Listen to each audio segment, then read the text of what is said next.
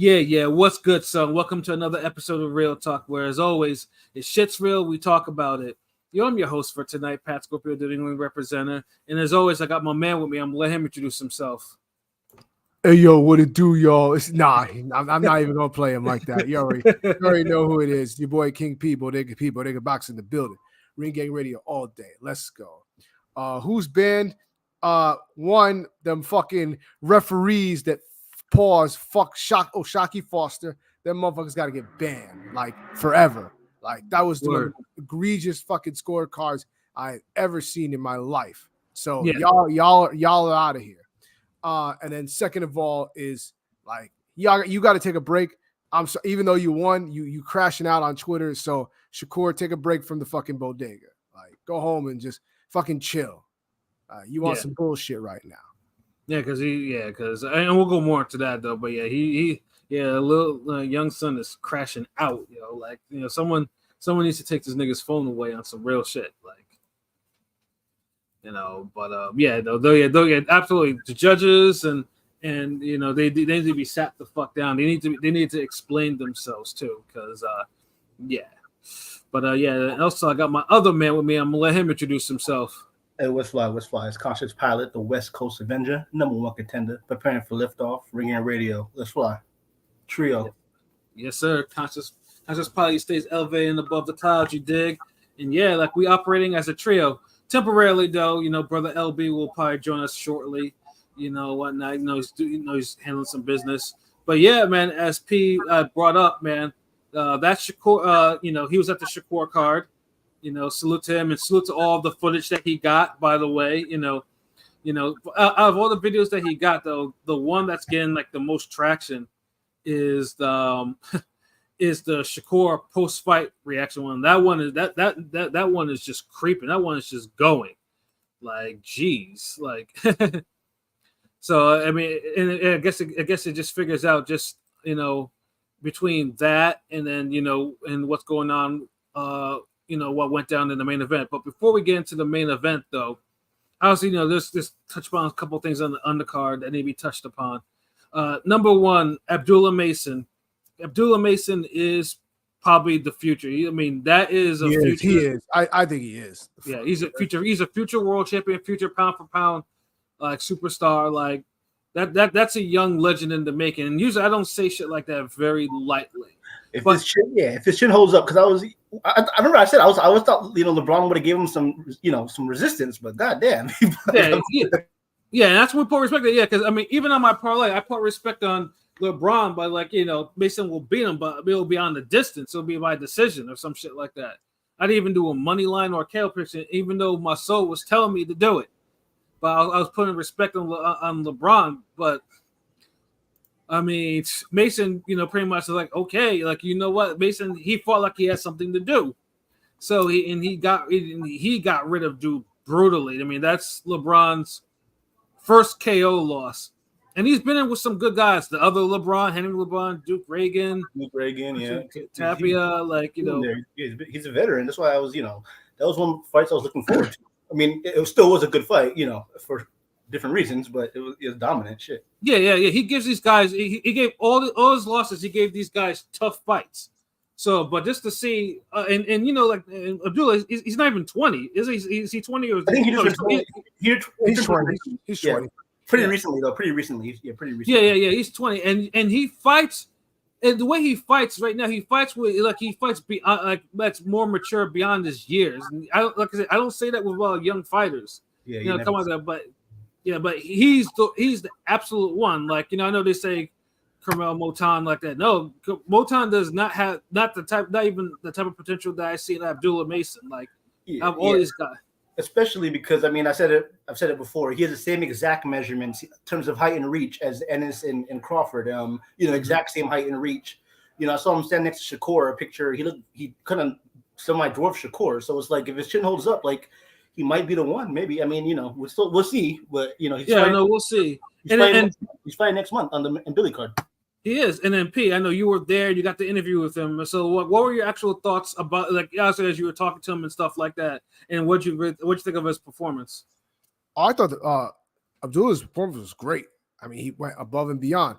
He even Abdullah himself was surprised because he thought that that LeBron would be more durable than he was, and he just bombed him out of there. Like by the second round, his nose was already fucking leaking and shit like that. Like he went like he looked like he went through a 10-rounder after 2 rounds. So he was just happy. He was happy with the performance. And yeah, that's really, there's really not much to say. It was short and sweet. He promised that he would have fireworks, and he did. So he did exactly what he said he would. Absolutely, that was a star make for, and then because if you watch Abdullah had been mostly largely on the prelims, but Top Rank made the decision to bump him up into the main card, and that proved to be probably a great decision by them because. That performance had boxing Twitter buzzing for a little bit. Like he got the call up and he answered it. Yeah, exactly. Bars, that's straight up bars. So yeah, I'm definitely looking forward for Abdullah Mason fighting. As you said, he says fighting next month, right? Yeah, he's fighting on the Mbili card. That's right. Yeah, that's actually the first Canadian Top Rank ESPN card that I'm actually intrigued in because they actually kind of semi-stacking it, you could say, because every time I watch them shits, it's always super can crushing, bro. But this one has potential a little bit. It has it does. Jahai Tucker's on there, Abdullah Mason, Makhmadov, and Guido Vianello, which is pretty much like that sounds like that's like a loser leaves town type of fight. I think that Cuban, the 168 Cuban Iglesias, the one that gave the guy a seizure. Yep, he's on there, but yeah, he's TBA. Yeah, that's good. If that was in Montreal instead of Quebec City, I probably was like, you know what? Let me try to make moves up there to watch. Because Quebec City is a little bit farther north from Montreal. It's kind of a pain in the ass to get to. But we'll see. Never say never. But you're right, though. And salute John's Dada. I see you in there. Salute to the crew. Salute. Thank you for tuning in. But yeah, man. Yeah, Abdullah Mason. And then Keyshawn Davis. Like I said, Keyshawn Davis put on a good performance against a guy that, at times, like the fight was just dirty and it was brutal, dirty, all types of stuff, like rough. A lot of rabbit punching by Madueno. I felt like a lot of because he was frustrated, and it looked like he was trying to find a way out of the fight. I ain't gonna lie, Keyshawn at first. The first round or two, Keyshawn, he kind of figured it out. I felt like because that was a good experience for him because it was like a guy like Claggett that comes forward and it was rough, and just kept coming. For the first 3 or 4 rounds, it looked like, okay, this is competitive, but then Keyshawn kind of just took over, You didn't stop him. That shit was a wrestle fest. That shit was ugly to watch. How was the reception? How was it? Because I'm hearing people in the crowd, saying that they, people that were at the fight said that the crowd was pretty live for it. So, how was it? They were kind of, there was a lot of boos there. Not with that fight in particular, but and even then, and later on in the fight, there was a lot of boos. So they were just tired of the dirtiness and the roughhousing tactics. Like that shit was not fun to watch at the end. They were scrapping. They were scrapping at points, but then it was just like, it got a little too much. Right, and it was surprising to me that they actually showed sportsmanship at the end because I thought usually after a fight like that, I'd be thinking dudes will have to be separated by their cornerman or the ref or somebody like that. Instead, they kind of hugged it out, and I'm just like, and that kind of had me scratch my head. It's like, how you fight that fucking rough, but then you actually hugging it out at the end? That shit don't make no damn sense, But yeah, I guess what it is, but at least Keyshawn. I know Keyshawn has been talking the knockout, and Madueno, showed a pretty good fucking chin because honestly, because he got hit a lot, So, let's say, even though he went out and near the end, and he tried his best to try to get himself DQ'd, and that shit wasn't just happening. So, but yeah, like I said, Keyshawn, he performed, and then, we had the co-main event, which, as P said earlier, is one of the most egregious robberies I've ever seen. It was straight up no Vaseline, like that. It was so bad. I hate to say I called it, but I had a feeling. I had a feeling, they were gonna job, him the way they did. Because if you look at that fight, it's at best, Conceição probably maybe won maybe 2 fucking rounds, like in, at best, like, that was like an easy, like a 119, 109, 118, 108. Excuse me, 118, 110 type score. It was that type of fight. Maybe a 117, 111 at best, but that's like at best. Once it took as long as it did for the scorecards to be read, and I already had a feeling that they were gonna, probably just do that to him in a sense, or give him, because.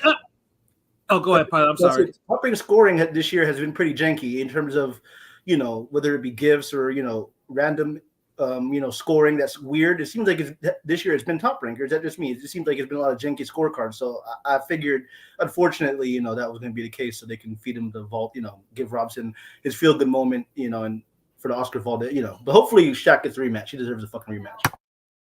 Yeah, I mean, like I said, because I mean, I'm not saying it was the most exciting fight in the world, but it was pretty fucking clear that Foster won that fight, very clear. So that's why I was like saying, so yeah, like when you kind of heard this, like, they're taking time to recalculate the scores, then you already knew some fuck shit. Like, did he even try to hide the fuckery? It wasn't like it was a close fight. But they didn't even try to hide the fuckery with this. Like, I was like, are you kidding me? Like the scores for this shit. Hold on, let me bring them up. Yeah, like, and this was a split decision. So it was basically, one judge gave it to Foster 116, 112, and then the other judges gave it to Conceição 116, 112, and 115, 113, which is horseshit. Horseshit. And yeah, no, like, absolutely not. And I get it, Conceição, he's 35. He's a whole Olympic gold medalist. Man, he won 2 rounds at best. Like, yeah, of course. Like, I get top rank. I think top rank. It doesn't surprise me though, because Conceição was one of those fighters that the way I describe him is, always the bridesmaid, never the bride. Well, I guess now it was finally his turn to be made the fucking bride, even when he fucking deserved it the least. Like, yeah, you know what? I kind of liken it to. He's, to me, I know I mentioned Akhmadov, Michaela Mayer, and Derevchenko, but in a similar sense, Robson's the same way. Like, he fights, he's a drawish fighter. He fights. I know that was a gift for him, but he fights sometimes with the activity and everything to make fights closer than, makes fights close. I don't know. That's just kind of his style, I feel like. I mean, his style, and like in the Valdez fight, like, he was whooping on Valdez, and then he kind of like went into the tank in the second half of the fight, allowing Valdez to come back. And it was like, you couldn't even say that was a robbery, because Valdez, he because basically, Conceição just like, whatever. And then Shakur obviously beat the shit out of him. So that was, I mean, the scoring there on that one, there was no, I mean, it was clear that he lost that one. Navarrete is still his best career performance, because it legit could have went his way to beat Navarrete, and Conceição was down twice in that fight. So that's still his career. But so I guess, Top was like, what, let's take the slick hitting, like boxer, or boxer puncher, and let's just take his belt. And and it's fucked up too, because Foster signed to these guys. I mean, be real. They signed him. I think P interviewed him last time. They signed O'Shaquie to get the belt off him. I mean, that's honestly, I felt like that's why they signed him. Really, unfortunately, and I know he has one more fight with them. Hopefully, Mauricio Solomon or WBC does something to mandate a rematch. But I feel like that's the reason why they signed him. So they can get the belt off him. Really? Yeah, and but because no, I mean, Foster for the most, and that's why, because Foster's actually been pretty active for a champion too. Like, he won on PBC, he got the belt off Vargas, then he had to deal with matchroom fuckery, which he would have been robbed blind had he not stopped dude in the final round. And then the Noble fight was a split decision, and I felt like he won that. He should have. That wasn't a split decision. I felt like, what I mean. It was a close. Yeah, that was. Even though I'm mad at Foster, because like I said, because I lost out on a big parlay because he didn't stop Nova like I thought he could have. But I'm over that. But yeah, this one, and everyone can see that he was robbed blind. You can see Foster, like you can tell, like Foster could barely control his emotions. He was on the mic, just eyes watery, crying, like it wasn't right. Like, it wasn't right at all. Like, like they robbed that young man of just like of his belt. for no good fucking reason. So yeah, I'm hoping the WBC. I thought Mauricio was on Twitter talking about they're going to review the tape. Like, did they ever overturn this shit too? Like, I mean, it seems like they don't. Like they never do if you don't have steroids or something involved or some shit. Yeah. It just seems like it's just nothing more than lip service. It's like, oh, okay, yeah, we'll just review it, and then they'll just like, we'll order the rematch, and then the rematch, of course, the rematch would probably be the final fight on Foster's contract, and truthfully, like, and honestly, if there's a fight that if you're a betting man to say, hey, a knockout should occur, I would probably put it on that fight when it happens, because Foster was ranting and raving. Foster was on Twitter too. Like he was talking about, like if that happens, like this ain't, he's like, you're not hearing the first bell. So you already know that, Foster's mind state is where it needs to be. Yeah, that's why I thought he needed the KO, because I predicted the KO for that reason. They're gonna try to rob him. So last fight, you better get a KO, or you're gonna be on pro box or some shit. Unfortunately, after this. And the funny things too, and again, like it just seems like a lot of the judges. I'm not a big fan of technical boxing lately, because I'm just like, I failed to see what Conceso did. I mean, other than just Robinson, real quick. I just want to interject real quick. Robinson threw like almost 200 more punches and only not 11%, but the activity sometimes, they can justify it, quote unquote, justify it with the activity, I guess, because he did throw almost 200 more punches. Yeah, no, but even if you use CompuBox, like Foster's like stats were better and everything. Like, that's why it's just like, what were the judges like looking at? Like, but I mean, like honestly, and considering that dude has already been dealing with all this horseshit with with these janky judges, and he's had to escape. He's had to escape from his escape fights with the by knocking it out or whatever. It just sets a really bad precedent. Pete, I mean, you were in the audience, man. So what was the whole reaction like? First off, that nobody liked that fight anyway. That fight was getting boos from the fucking 4th round on. I heard, yep. Like that shit was so bad that I listen. I legitimately had never heard this before. I had to make sure that I wasn't at the fucking Royal Rumble. Because like in the 12th round, I heard as soon as the buzzer, I heard 10. Motherfuckers is counting down from 10. I was like, and then as soon as it hit 0, they just started cheering. I'm like, am I watching the ball drop? Am I at the Royal Rumble? What the fuck is going on? I literally never seen that or heard that in a boxing match ever before. Mm-hmm. So motherfuckers was just happy that shit was done.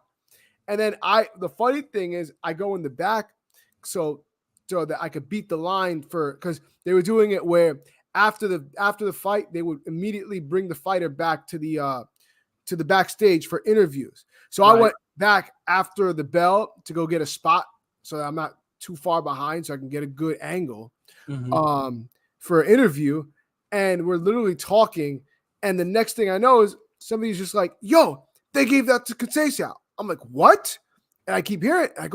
I go. And I see Conceição with the belt. I'm like, yo, they fucked Foster. What the fuck?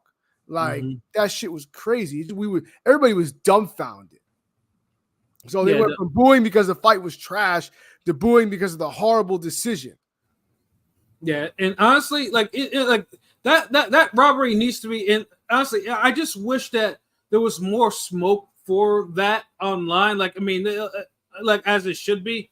But obviously, there's other things, unfortunately, that have had boxing Twitter and boxers and other, dignitaries and shit like that, notables in a chokehold, which we'll get into a little bit more a little later on, though. But it's just like I felt for Foster, because I can't imagine working as hard. And obviously, Foster himself has a hell of a life story to even come back from where he was to even being. To be in the road where to even, to have him to win his belts on the road like he did, just to get jobbed out like that by Top Rank is diabolical as fuck.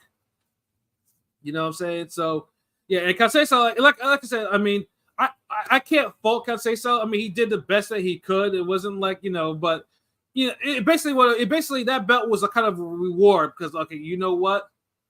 You should have beaten Alvarate. So here, like, we'll get someone who's not as offensively crazy, and and just try to which like it's about like I said, it was a job, it's similar to like Miguel Vasquez signing the PBC, so Mickey Bay can get the belt off him, that type of shit. Like that's how it was, and yeah, it was just disgusting. Like I felt for Foster, I felt for him like deeply. So yeah, I like I said, I hope I mean they're gonna order the rematch. I'm 100% sure of it, and my parlay, the next parlay to have with that, I'm putting it on a K. I'm like a smooth K, and then hopefully maybe Foster kind of like reevaluates where he needs to go, because yeah, if Top Rank can just job him out like that, anyone can be jobbed out like that. And Top Rank has been making a lot of wild decisions since the pandemic, anyways. Like who they release, who they're trying to release, who they're trying to keep around. Like yeah, you can tell like certain fighters hold a special spot for Top Rank. You know what I mean? Like, so yeah, it's just disgusting. And which of course brings us to the main event. With none other than one Mr. Shakur Stevenson, who's been on a rampage lately, and Artem Harutyunyan, who's coming off a a spirited performance, on PBC TV last year, narrowly losing to Frank Martin. And I say narrowly because, that fight was close for about 9 rounds, and then, was able to separate himself by I won't say a narrow margin, but a very close margin. So pretty much Artem got this fight. And because there were other fighters that just simply would not fight Shakur. And this is a thing. I know most, because Shakur, for the most part, he's gifted. He's gifted with defensive capabilities that you can't really teach. He's a good combination puncher. He's a good body puncher. Like he's incredible, and top of it, he's incredibly hard. Scores incredibly hard to hit clean. Yeah, and then on top of that too, Shakur will fight in the most minimalist style possible. If you don't throw anything, if you can't set a trap on him, if you're not throwing in volume, or you're not throwing any power at him, like if you're not, he'll stay in first gear and box your head off. And that makes him unattractive for people like, obviously Frank Martin didn't want that. And then there's a deeper story why he didn't take the fight, but he accepted it and then reneged on it. And then Isaac Cruz wanted no smoke with him, like at all, or Haney for that matter. So it was just basically, he had basically, it's like one of those things you have to go down the line to see who would face Shakur with this turnaround. And Artem, I'll say this too, because dude came in there looking like straight up like he was a jeweler or some shit like that. Like he just looked like he was happy to be there. Like his mind state didn't. I don't know about you guys, but he didn't seem like he was ready for war. He was just like, what, I'm hearing this pinstripe suit. Thought he was about to do the Charleston or some shit, and then just and then joking like Shakur couldn't even like pretend to even be mad at him. Like he's just, he tried to, and then, Shakur's laughing and they're joking around and shit. So I'm like, so already I just see how that shit's going to go. I'm just like, okay. Yeah. They couldn't work up any real, any real hatred or anything towards each other. Like it was just what it was. It's like they knew what it was. But as you know, Shakur was actually talking about the whole knockout and everything like that. So so unfortunately that did not happen. Although there was a point in the mid rounds that it looked like it was going to. I think it was like around 6 or 7 p. If you want to correct me on that one. It looked like Artem was, kind of getting a little shaky. I believe it was like the 8th round. He hit him to the body. It was a body shot. Yeah. It looked. And it looked like, and this was Artem. He was taking a steady. I wouldn't say he was getting steadily boxed up. Like it was like Shakur was just he couldn't touch him. Artem couldn't do anything with him. He couldn't cut off the ring. Actually, the funny thing is too is neither of them could cut off the ring on each other, which was the funny part. I mean, the first half of the fight, Artem. I mean, it was somewhat competitive in the first 3-4 rounds. It felt like somewhat. Yeah, somewhat. But I mean, the thing is with Shakur, you can't go nonstop in the build-up saying you're gonna go stop this guy, da da da da. And even after the rounds, he's talking to he's not even listening to his grandpa/trainer. It's like maybe you should switch to Bomac or something because you're not even listening. Did you see him like kept talking back to his trainer and like even walking, telling people in the crowd, "I'm gonna stop him." Maybe talking to Tim Bradley, but it's like you can't. It's one thing if you don't say you're gonna stop this guy and do all this, say all this and not do it. That's why he's getting criticism, and especially. You see today in past couple of days his Twitter rant. So it's like there's a reason for the hate. Some people are like, why is he's getting overhated? To some degree, yes, but he does have he dug his grave somewhat in that regard. Yeah, and yes, he did too. But the funny thing is too is like he didn't fight in a way that was fake. Now it wasn't like the Del Santos. The Del Santos fight was unacceptable. Like that was unacceptable even for him. Like what he did. Like he was running in that fight. He was not running in this fight. Artem was running a little bit, but the problem was Shakur. One of the few things that Shakur couldn't do was cut off the ring on him to even force a stoppage. Because, like I said, by round 8, Artem should have been up out of there. Like he was shaky. He should have been up out of there. But Artem was able to get a second wind and then was able to last the fight, and not go down. So it was like. I'm sure. I heard the boos. I know Pete. They were booing, right? Because I wasn't sure. Make sure I'm tripping. Oh no, they were definitely booing. There was. I just wanted to make sure that my TV wasn't tripping. Because there was some straight up boos for that too, and of course it didn't help because Shakur, had on his trunks Twitterson, because dude be trolling like Yeah. De Los Santos gave him that nickname, and then he went and he ran with that. I'm like, what the fuck? I'm pretty sure he probably trademarked that shit too. You know what I'm saying? Because he's like, you know what, you gonna call me that? Hey, fuck it, let me put this shit on my trunks. And what? You know what I'm saying? But what he could have done differently, obviously, he got the decision. Like it was clear that he won the fight and everything like that. But yeah, the crowd wasn't trying to hear that though. But the funny thing is too is like his performance was fine to me, but I get why people were down. I get people would be down on it, because like I said, because Shakur, basically they want Shakur, to turn to some monster puncher. He's not. Shakur is like a 45% puncher, somewhere around there, give or take.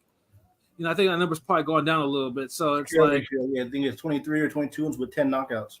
Yeah, so. Yeah, he's not, and he's not gonna. I mean, he's going up 3 divisions too, so he's not gonna. He's not gonna be like some sort of monster puncher. The power's not carrying, and I'm not gonna lie. The Yoshino and even the Herring fight were like, I won't say they're pity stoppages, but they were. You could say the Yoshino one was a little premature. He didn't ice these guys out. I'm saying he didn't ice these guys out. Is what I'm saying. I mean, he beat the shit out of Yoshino though. That one was like. Yeah. Herring was a Herring. I mean, I'm not saying because it's that went challenge, but Herring was getting, shout out to Jamel Herring, but he was getting his ass whooped in that fight. So it was just only a matter of time that the referee would stop it. You know what I mean? But yeah, it just I don't know if going to lightweight was maybe the right move for him. But clearly he has corner issues like. He needs someone to. I mean, his grandfather. You think he listened to his grandfather, but yeah, because I think there was just when going to court, there was just too much arguing. There wasn't any real, anything like that. Like grandfather would give him advice, and Shakur was like, "I got this. Like, no, you don't got this. What I'm saying? And I think, I think that's what everyone's problem is. Like everyone wants Shakur because obviously. At lightweight right now, Shakur versus Tank is probably the best fight you can make outside of, inserting William Zepeda into the mix. So so you get another fight where Shakur doesn't get a stoppage or even a knockdown or anything like that. And, people couldn't wait to comment on that because, unfortunately, the memes are out there, people falling asleep, and Top Rank did something diabolical because this is Shakur's last fight, contract for the Top Rank. they actually put the cameras in the crowd saying, showing people leaving the arena. This is his hometown arena. I watched that. I'm like, yo, are all these fans just leaving? It almost felt like a football game where motherfuckers was trying to beat the traffic. I was like, what the hell is going on here? What was it like for real, P? You were there, like was it really like that in terms of Yes, motherfuckers was leaving by like the 10th round. I already saw people start like piling out. I was like, what the hell? Yeah, and they showed it on TV. It was mad diabolical. Like, what? And then he tried to go on Twitter and say, "Oh, Top Rank paid people to leave." Like, what the fuck? Yeah, I mean, yeah, that's some, unfortunately that's BS, because I mean I've been to a couple Shakur fights, including one in Newark, like, and they couldn't, and they were out there, they were out there cheering. So that's why I was just taken aback by them, seeing them like leave like that. And yeah, Shakur, the one I went to, Shakur got a stoppage, like he got rid of doing like 4 rounds or whatever. So like, it was what it was though. But goddamn, like Jersey, that's your hometown fighter. Like, he's not staking it up. This one is not the De Los Santos fight. He still beat dude up. He won the fight. So like that shit was just foul just to watch that. And then Top Rank just the camera just lingering on it. So it was just like, yeah, that shit wasn't a good look. It's like, that's what we think of Shakur Stevenson. Yeah, so that was just like their little covert way of saying like, oh, okay, you know what, Shakur, this is the offer we're gonna give you, take it or leave it type of deal. So I mean, right now as it stands, Shakur, I think was offered, was it 5-fight deal, 15 million something, or 15 million? 3.2 million a year.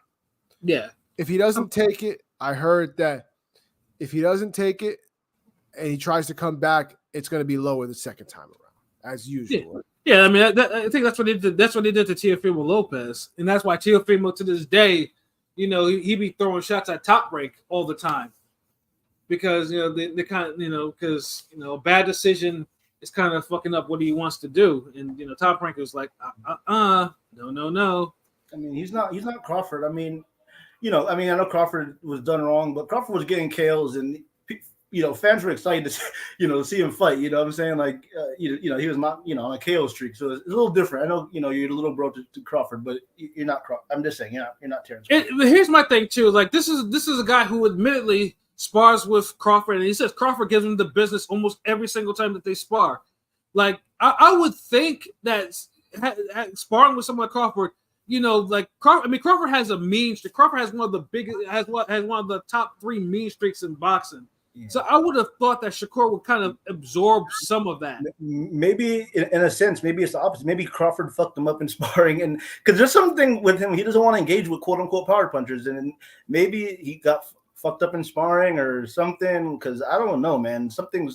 I just find it weird. You don't engage with Nakathila. I know you dropped Nakathila, but you didn't stop him. Then after that, 2 prospects, stopped him in 2 rounds respectively, both. So it's like something, I don't know, something gives, and I don't know what it is. Maybe Shutter can chime in on that though. Yeah, my man Shutterworth, man, what's happening? Hey, what's good? What's good? Yeah, we just talk about. Yeah, we just talk about the aftermath of Shakur right now. We just talk about the various factors with why does he fight the way he does, considering that he spars with Terrence Crawford regularly, and and then obviously how he mentally handles all this shit, because now of course we all have Twitter. I'm pretty sure people listening, they all have Twitter. They can see Twitter. I mean, Shakur going probably more than 24 hours right now. This he's living up to the Twitter shit, Nick. He just quoted me before we started. He quoted me, and I clicked on it, and it deleted. Like I quoted one of his tweets, and he quoted me, and he literally deleted that quick. But it was some sassy shit. I'm just saying. Because I literally just opened up Twitter, and I think the first tweet I see is like Ring Gang getting that dude about the Mace tweet. And I'm like, damn, they got like 27 likes. So I'm like, okay, y'all think it's putting in work. Like, yeah. My bad. I had to take a nap. Everyone. I've been up since 4, so I had to take like a quick hour and a half nap before I did this. So, it's all good, bro. You know what I'm saying? So obviously, because Ring Gang, like we work a lot like I know yesterday, yesterday, because me and Shakur we had a joke yesterday because he was out on a date and I'm over here doing ring gang shit like nonstop in the evening, like and usually it's the other way around. Sometimes. I was literally about to say that ain't no fun when the rabbit got the gun. Yeah, I mean, like, and the thing is, like, my dates be still like revolve around boxing. They still be like training dates and shit. Like, well, yeah, you know what I mean, switch it up a little bit. But yeah, it seemed like I came in right at the good part. Pause. Yeah, and I mean, for Shakur, going at obviously other boxers, Marcus Brown especially, Ishe Smith, Steve Kim. What is this like the boxing Infinity Wars? Pretty much the running wars. I know there's Tank. Frank Martin said something, although Frank Martin has to take several seats because he can't. He needs to be quiet. Chill. I think it could talk because I see the pictures side by side. Wait, how Arnold looked after both fights, and the Frank Martin fight looked like that nigga been through it, but that Shakur fight, that face is like. No, Frank was just knocked unconscious. Shakur actually fried him pretty good. I'm at the perfect part then because I could talk about that fight because I ain't see that motherfucker, so I could talk about the aftermath. Like I'll be in the casual shoes today. Before I even start going in, what up, John's daughter? What it do? Salute, nigga. Rob D, what's good? What's good? What it do, man? Salute y'all. And then also, even going at Mace, even before we got on the cast, Mace said something, and then Shakur said something about Mace's career, and then Mace was I think Mace said something back. I'm just trying to see what he said again. I think he was like, he's talking like a nigga from up top, pause, but he's fighting like a nigga from Princeton. Yeah, Mace. I watched it every morning. He basically said he don't want to see Shakur fight again. And shouts out to Cam and Mace because they talk about boxing more than any. They actually have couple of seconds. Yeah. Oh yeah, they do. They even talked about Carmel. I was shocked. They even mentioned Carmel Moulton. You know what I'm saying? Like, shouts out to them for keeping boxing, in the culture relevant. But he just basically said, what a lot of people think. He's boring and he don't want to see him. He don't really want to see him fight anymore. This nigga fight scary, man. I would just be honest with you, dude. Fight scary, and for that amount of talent, reflexes, athleticism that he shows in his boxing, it's scary. And in that interview where he was talking about getting hit and everything, and you see these clips going around the internet, and he's like, like, nigga, you fucking scary. Like, bro, calm that fuck down. Like, and you know what? And it's crazy because before I started taking a nap, I seen a video. Shout outs to what's his name? Bruce Vane. He dropped the new one finally. yeah, he dropped the new one. So salute that brother, yo. But he has dropped several videos, but I caught a couple, and one was about Shakur Stevenson, and he made a great point about like, dude runs his mouth like he's Tyson, but he fight like he Lara, and I had to say it. So salute the dude because he's honestly like that's a major component of it, because if you talk a certain way, if you extra spicy on the mic and you up here like yeah, but every time niggas hear your part, like you be having the silk the shocker parts of the song and shit, you be bringing the posse cut down, then yeah, niggas is gonna say something, and that's the thing with Shakur Stevenson. Like, bro, it's one thing if you're fighting guys that are on your level and you're struggling. Okay, that's different expectations. We'll give you the Brandon Lee treatment or some shit, or the Oscar Valdez treatment. But when you supposed to have got next, and you're like, what? He's a three champion, what? 3 weight division champ, three division, and you're still fighting like it's damn, like you're like this is still fencing class, and you don't sit down. And this is the thing, like he regressed somehow because he didn't always get this scary. Like, you knew it was in him, but now the scariness is like deplorable. Like this whole touchy, like you so quick to them jump back, and it's like, bro, like that's not defense. That's not boxing. Like, look, like if we want to talk about boxing as a complete IQ, complete package, we got to start acknowledging like the other aspects of the game that, the killer instinct, knowing how to finish people off. Pause.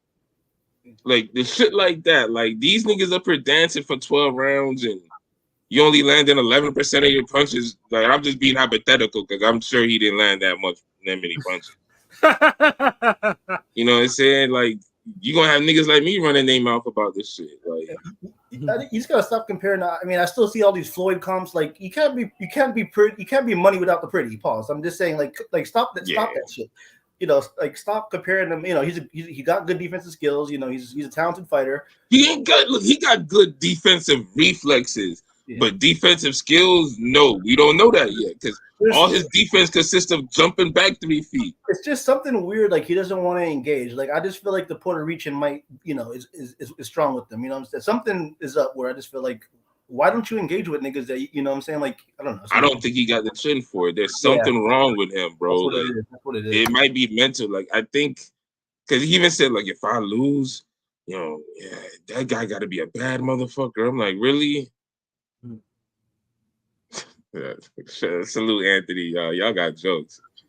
You order your college football 25 homecoming edition. That's me, Anthony. I'm in a league, so if you got a PS5, holla at me. I'll get you in the league, bro. So holla at me. We're running. This for PS5. Damn, like this, like the Anthony. I'm sorry, this the Shang Tsung type of question too. Right. but yeah, I didn't because look, man, we've been busy this week. I really didn't get a chance to like watch boxing like that. I just saw the Zepeda. And I saw the Ioka fights, which apparently were the best fights of the weekend. So I think I got it right. And I'm not compelled to go back and see a Shakur Stevenson fight. Like everybody, I'm seeing clips of niggas walking out the arena. Motherfuckers is damn napping. Bro, I'm glad I didn't see his fight. Because if I'd have watched that fight before this podcast, I probably wouldn't be here. I'd probably be like stone cold out. Yeah, you still would have been sleeping. Yeah, like so, you know, shout outs. And the Tank Shakur thing is funny because I saw someone said, "What's the similarity? You know, what's the same thing between Shakur and Tank?" And somebody said they both put, they both put their fighters to sleep. They got just different ways about it. One way of sleeping, you know what I mean? Like we cheer for that. The other one's like, we so impressed, we don't cheer. We just admire you through dreams. Sleeping and nodding. I mean, I'll say this though, like with Shakur, the number one too, like someone needs to be the OG and tell him like he doesn't need to be ranting and raving on social media. This is social media is like the devil for boxers. Like years ago, we were talking about boxers need to have a more stronger social media presence. And now fast forward, we see these niggas air out their business. Got like too much media presence on social media. It's like they're like TMI, chill. I mean, goddamn. I mean, I know Bob Arum and all that must be cringing when you see nigga this, nigga that. I'm like, yo, because Bob's like, god damn it, like these these fighters are like saying the N-word. I mean, my whole thing is at least is authentic. I get it, but like you gotta if you talk like a rapper, you gotta fight harder than them or something. Like when it's time to throw hands, you gotta let them go, bro. Like this whole, just getting to the finish line and being happy to damn put everybody to sleep in the seats. Like, nah, you're not gonna make no money like that. I mean, that's the minimalist boxing. They're talking like that too, and then I mean, they're also like people like comparing that to Rigo, and and it's I mean, yes, there's definitely that because Rigo. Obviously skilled too, and even before he beat Donaire, he actually was in very watchable fights. Like, dude, they were entertaining because Rigo used to really put hands on people, like really beat the shit out of some people, like seriously. But after the Donaire fight, it just seemed like because number one, TR Top Rank buried him because they're like, okay, you beat Donaire like this, what the fuck are we gonna do with you? Like they put this nigga on HBO Latino. And then afterwards, he was fighting in Japan, where ironically he was having wars in Japan. And then every single time this nigga come back to the States, he won like stinkers, like repeated stinkers. See, I wasn't really. I kind of took a break about a decade ago, so I wasn't really around for the Rigo fight until the Loma fight. So let me ask y'all real quick: I heard Shakur's basically Rigo with the J Prince cosign. Is there any similarity to that? No, because Rigo he ain't got the power for it. Rigo punched above his weight. Like Rigo had power in both hands. Like and that's the frustrating thing. Rigo could if Rigo was a little bit more offensive, Rigo would have been a star. He would have been Casamayor 2.0. Yeah, but even then, like when you look at his career and Shakur Stevenson career, like I'm to the point because I even thought about it, I was like, damn, like because I was thinking about like, damn, even Chris Berg got more exciting fights than Shakur Stevenson, and he got such a bad rap. But Shakur Stevenson, you can't like he doesn't have any fight as entertaining as damn the David Tua fight or Holyfield fight or basically the school of Cuban boxing. You know, like that. Yeah, it's too boring. Like he's more boring than Laura himself. Yeah, and this is why I keep on saying, like, you know, where if Shakur re-signs with Top Rank, I'm 100% sure like they're making plans to have him come off the belt through somebody. So if someone makes it can make it really close, like it won't be as an egregious robbery like what happened to Shaky Foster though, but they will get the belt off him somehow in some way. Yeah, that's the game. But it's the thing. It takes somebody has to be able to get 4 or 5 rounds from dude. Yeah, and no one seems to be able to do that. And it is really because the footwork speed. Like I'll be honest, if we had a Ricky Hatton in this era, like Shakur Stevenson would be done. Yeah. Well, because here's the thing, real quick. I mean, I think maybe even a Brandon Rios if we had him. But we do have a Zepeda this era. Speaking of that, I was going to say we could segue into that because Shakur did say he's going to call Oscar on. And I'm not trying to give Twitter updates, but he did say he's going to call Oscar, you know, for that fight maybe. But I can also see maybe him like going to Matchroom, you know, Matchroom / the Saudi Arabian shit. You know what I'm saying? Like under Crawford, you know, on Crawford undercard or something for his next fight. Just because if he goes to Matchroom, you know, he really would have to go to 140 because there's nobody Eddie has besides Andy Cruz at 135. You know what I mean? Yeah, but I mean, Shakur. I think the only bargaining chip Shakur has right now is that he holds a WBC belt. He holds a green belt. Like he has that belt. So Eddie has been on record saying he wants him, and then Oscar, you know, Oscar hasn't been as crazy, but at least if you went to Golden Boy, Oscar has plenty of Mexican fighters that will stand in front of his ass for Shakur to light up. And speaking that's real. Yeah. Speaking of one, might have to do that. Let me bring the poll up. Pause real quick since we were on this topic. Real quick, we did do a poll in regard to asking who would win between Shakur Stevenson and William Zepeda if they were to fight next. That's at Ringing Radio on Twitter. Check us out. But anyways, we got 50. It's really close with 52 votes. We got 52% for Shakur, 52%, 48% for William Zepeda. And I voted for Zepeda. What about y'all? So did I. I voted for Zepeda. See, I voted for Shakur, but earlier I mentioned that the activity thing with scoring. I don't know if Zepeda could stop him. I wouldn't be honestly shocked because I think something's wrong with Shakur's chin or something. But I voted for Shakur, but Zepeda could win that. Definitely, Zepeda could win that. Hey, what about this time we had one of these damn, you know, I voted from the hood versus a Mexican fight. I voted for Shakur, although he would make it a fucking horrible fight, but whatever. I don't think he would engage with Zepeda like that.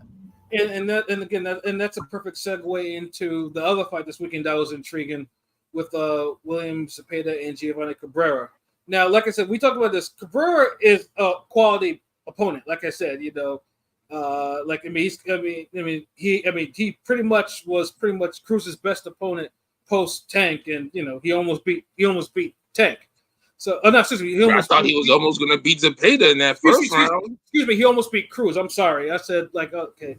Yeah.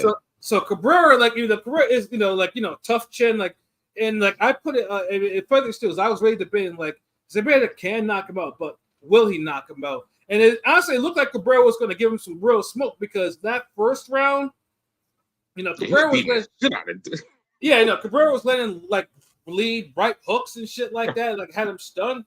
Yeah, I was like, oh, okay. Cabrera is motivated for this fight. Like I see, he was landing like lead uppercuts. Like he was like putting some quality punches together. Cabrera was putting some quality fucking punches together. He's big for the weight. I mean, Zepeda's pretty big for the weight. You know, they're big 135, so it's like it looked good for a second. You know what I'm saying? It looked good for a hot second, but then shit changed real quick.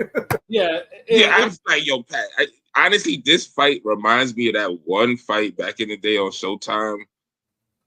It was Vic Darcini against some random dude, and it looked like Vic was about to have the longest night in boxing history, but he somehow hurt the dude early, and it was like that was it. It was over, and everybody was even mentioning it with the commentators too. Like, yeah, I don't remember the name. It was maybe like I think a 3rd round KO or something, but.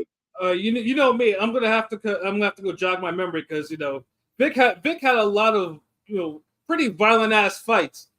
He did, but this was one where it looked like it was going to be a. Was it Rojas?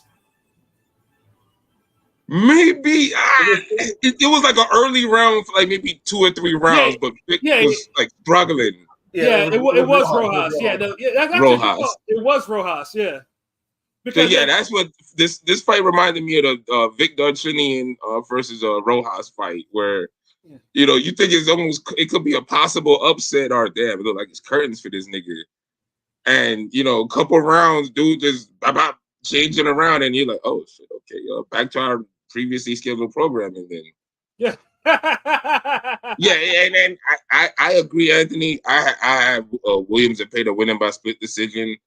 I think he actually might hurt Shakur Stevenson. Like, that might be a late KO. Like, if the foot speed, Shakur Stevenson fights depend on foot speed.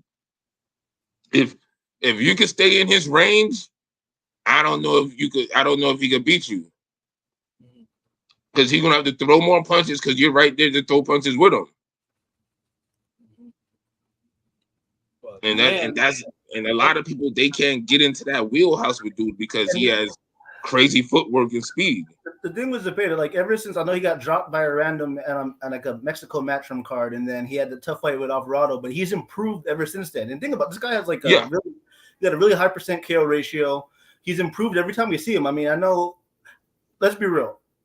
The Ring Magazine, I might have shared it in the chat, but the Ring Magazine rankings, Zepeda's higher than Shakur, and there's a reason for that. I know Shakur's touted as next up and, more skilled, quote unquote. But in terms of 135, Zepeda has a better resume at 135. Let's be real. Of course. Yeah, I mean, I know Shakur got the belt and everything. But see, that was my point with Frank Martin at 135, because he had the damn Riviera and Arnold wins. Mm-hmm. Riviera and Arnold wins. Yeah. Where it's like, what the hell did Shakur have? I mean, if I think it's like, just because, like, so Cabrera's a tough guy, but yeah, it only took Zepeda like 3 rounds. I mean, it was a body issue. It was a body attack too. It was a shot to the liver that put him down. Like, liver shots. Like, once you get touched in the liver, like, it's a Herculean effort to even get up.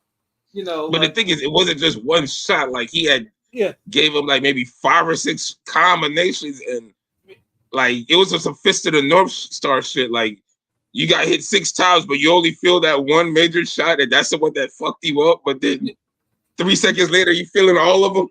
Yeah, you're honestly. I was expecting Cabrera to get up too, because I was like, oh damn, like this. I was thinking to myself, yo, Cabrera, it's a little bit too early, man. You gotta get up, bro.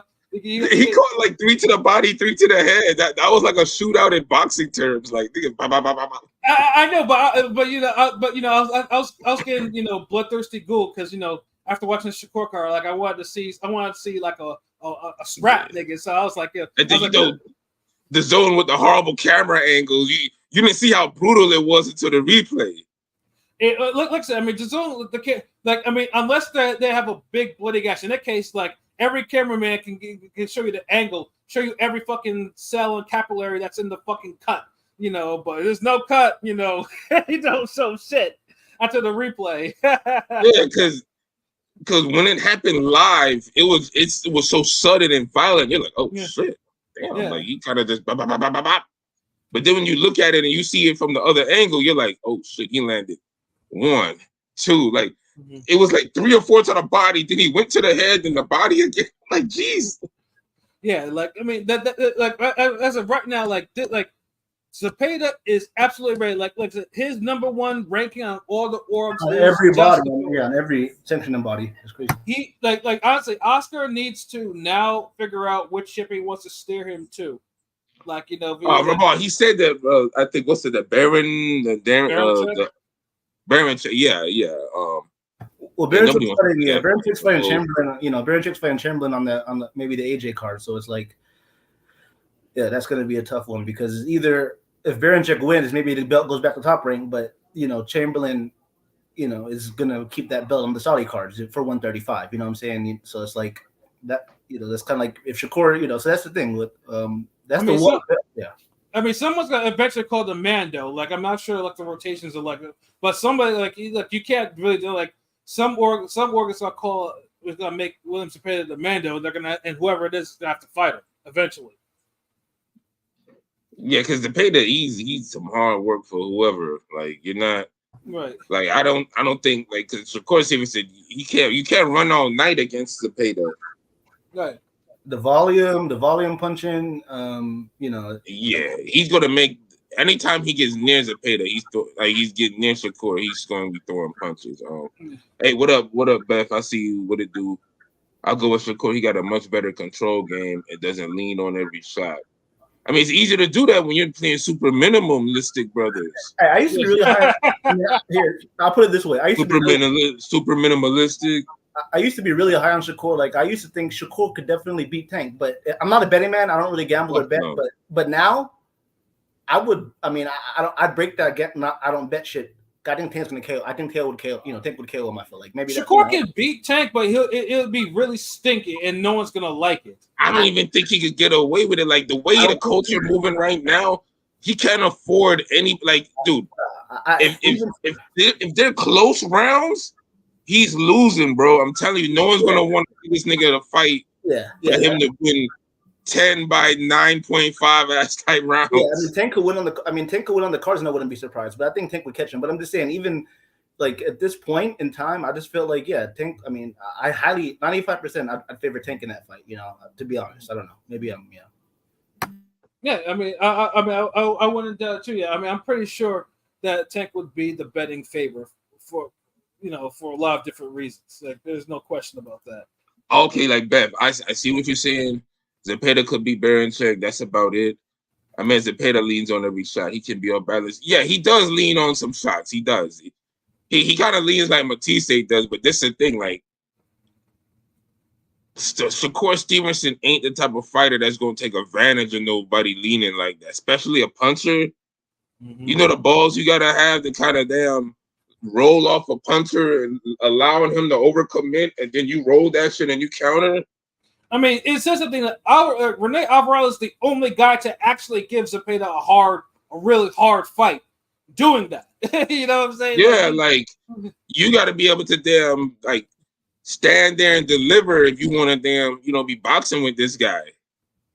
Yeah. Because he's gonna catch up to you. Like he cuts off the ring. Yeah. Like Zepeda has actually beaten pure boxers before. So that's the thing. Like, Zepeda has faced a very well-rounded crop of opponents. There's not too many. It's not a style that he has not seen. Also, of course, Stevenson then is just going to just back up and move more. Yeah. So it's not like you're not going to see some Golovkin jab or some shit. You're not seeing fuck out of here with the damn Pernell Whitaker comparisons. Like, y'all didn't see enough Pernell Whitaker. Like, Pernell was never as boring as this nigga. Because Pernell knew how to damn work the body and break you down. Yeah. As I said before, like with Sweet Pea, the only comparison is Sweet Pea, yes, did go the distance with some B and C levels from time to time. That's his style. It is what it is, though. However, he beat him cleanly and entertainingly. Yeah, like Sweet Pea had, I know people, will say, Sweet Pea didn't have a lot of knockouts. Sweet Pea let his hands go.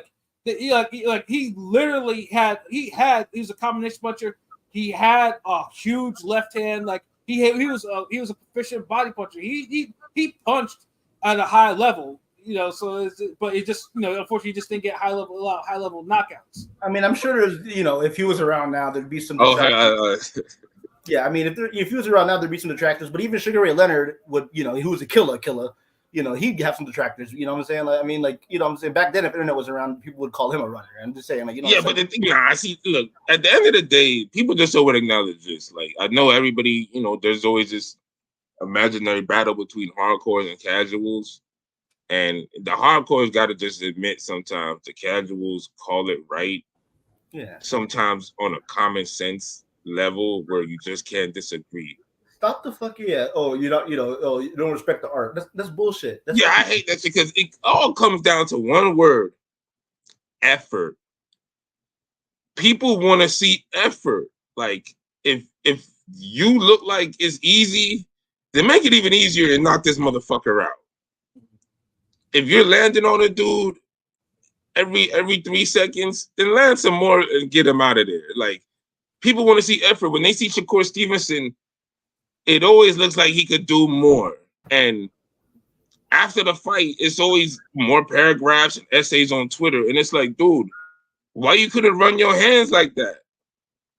Yeah, no one don't want explanations afterwards. I don't want, I'm not no, I don't want no villain speak. I don't want no, hey, this is what happened. Like, no, nigga, don't come back after the failure. Go bring your ass back there, bro. Like, handle shit. Like this nigga, he's ready. Like he boxes like he's already making up his explanation in the ring.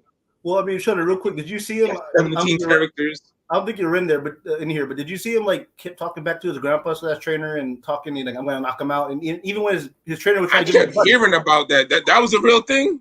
Yes, no, I'm saying, did you not in the corner sometimes like his grandpa, his trainer was talking to him and he was just like talking back, like like maybe he needs a change. I kept hearing comments about that, but I think he's getting to the point, and it's funny when we mentioned Darchinian because like Shakur Stevenson, he might be damn hated on by his own people. Like that seems like a draining, exhausting personality to be around. And if you're not getting any knockouts out of it, it's even worse.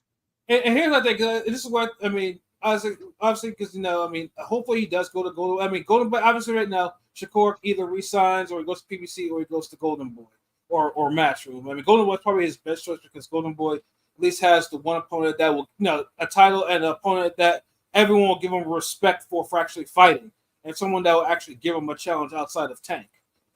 Perception. So like, but with Shakur, I hope that someone talks to him like, yo, like if you have a bad performance, just say, hey, say, hey, I didn't get him out of there, I got to try a little harder, and that's that. Like, you don't have to play the villain on Twitter, going at everyone that says anything like that's the toxic shit. Like, and I think it's just worse with such. I mean, Floyd went through. I mean, like back in the day, like Floyd. When Floyd had a bad performance, Floyd used to be mad emotional. I mean, shit, the fucking Baltimore fight, dude, because people ripped him for that fight, and dude was crying. Like, niggas was leaving out that Baltimore fight, and I think they was leaving by the 5th round. And that's not the first fight. Like people used to leave Floyd fights, like most. That's not really. But I'll be honest, like it seems like every Shakur Stevenson fight is the Baltimore fight. And it's like you can't do that. Like that's what I'm saying. There's boxers that we've called boring in the past who had more exciting fights than Shakur Stevenson. Mm-hmm.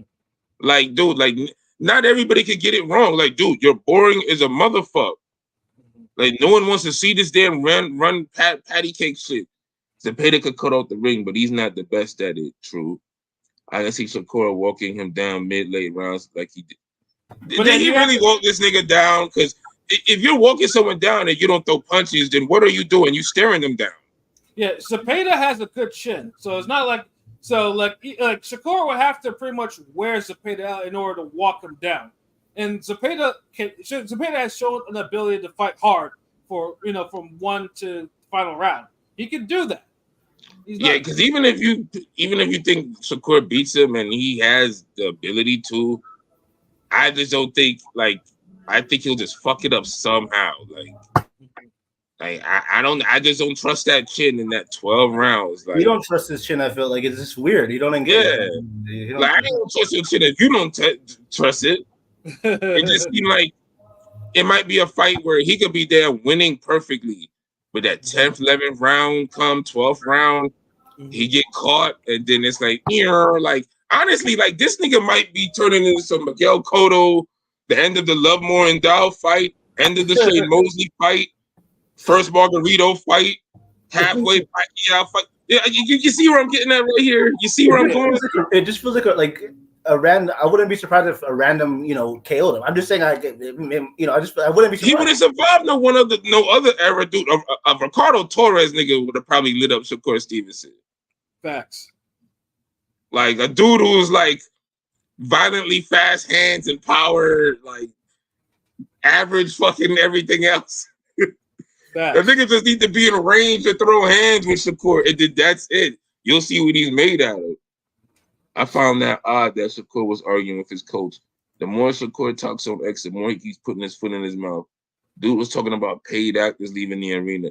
Like, yo, I see that shit. I was like, yo, how much they paid these niggas? I'm like, bro, like, it just shows this out of this world, out of this question for niggas to actually want to leave a boring ass fight before it's over.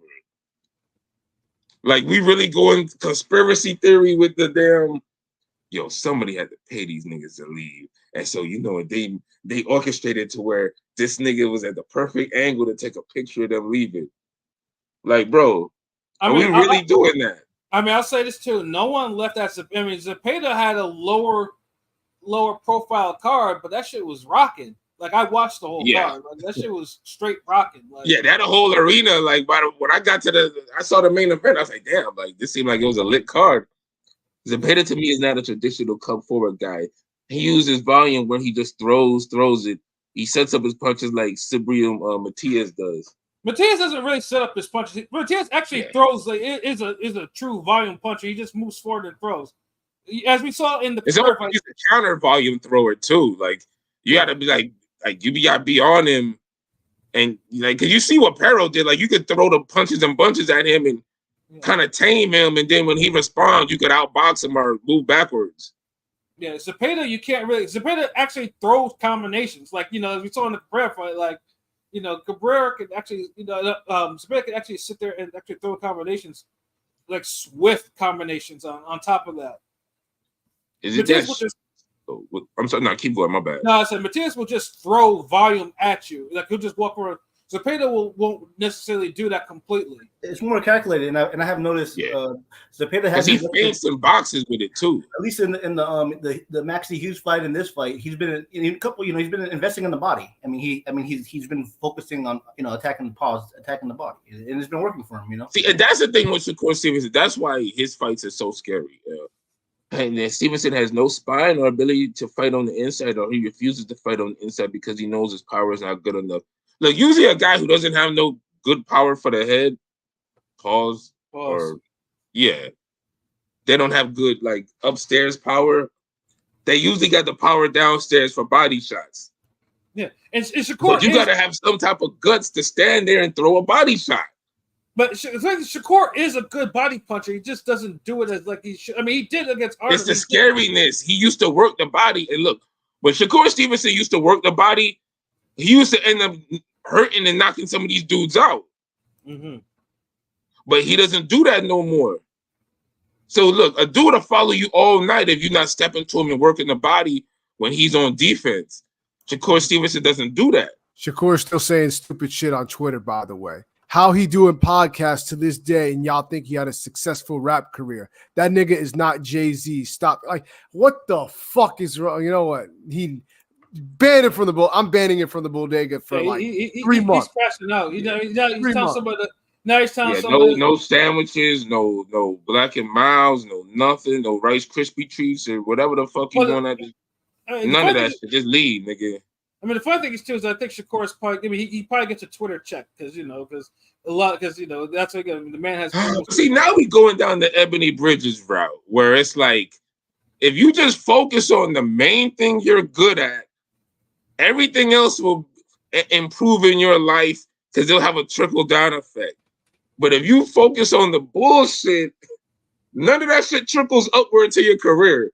The whole OnlyFans, the running your fuck box on Twitter, running your mouth on YouTube and TikTok, none of that shit trends upward to your career. Mm-hmm. Your career has to be on point. You got to be boxing good and people coming to see you. Then that affects everything else. Mm-hmm. But the opposite, it don't work in reverse. Why put in an effort on Twitter like that to get Twitter checks when You can put in more effort in the ring and get bigger checks because motherfuckers actually want to see you and they're not obligated. I mean, also, he's the hometown guy. I got to see the Shakur Stevenson fight. You know, you can leave in the 7th round. They don't mind. Like, really? Like, the fuck? I mean, hopefully that he puts in a lot of effort getting this Williams Zepeda fight because he just told Oscar he's going to try calling again, you know, and try to make this fight happen. Like, I mean, honestly, for his career, because like I said, you know, like Zepeda is trending upwards right now. Everyone knows Zepeda is that dude right now. You know, like all the champion, like he's capable of giving every champion right now a hard fight. And you know, if dude spoke English and was like more out there with the personality, like honestly, he's like what some people look at David Benavidez as. True. And again, probably better comp. True.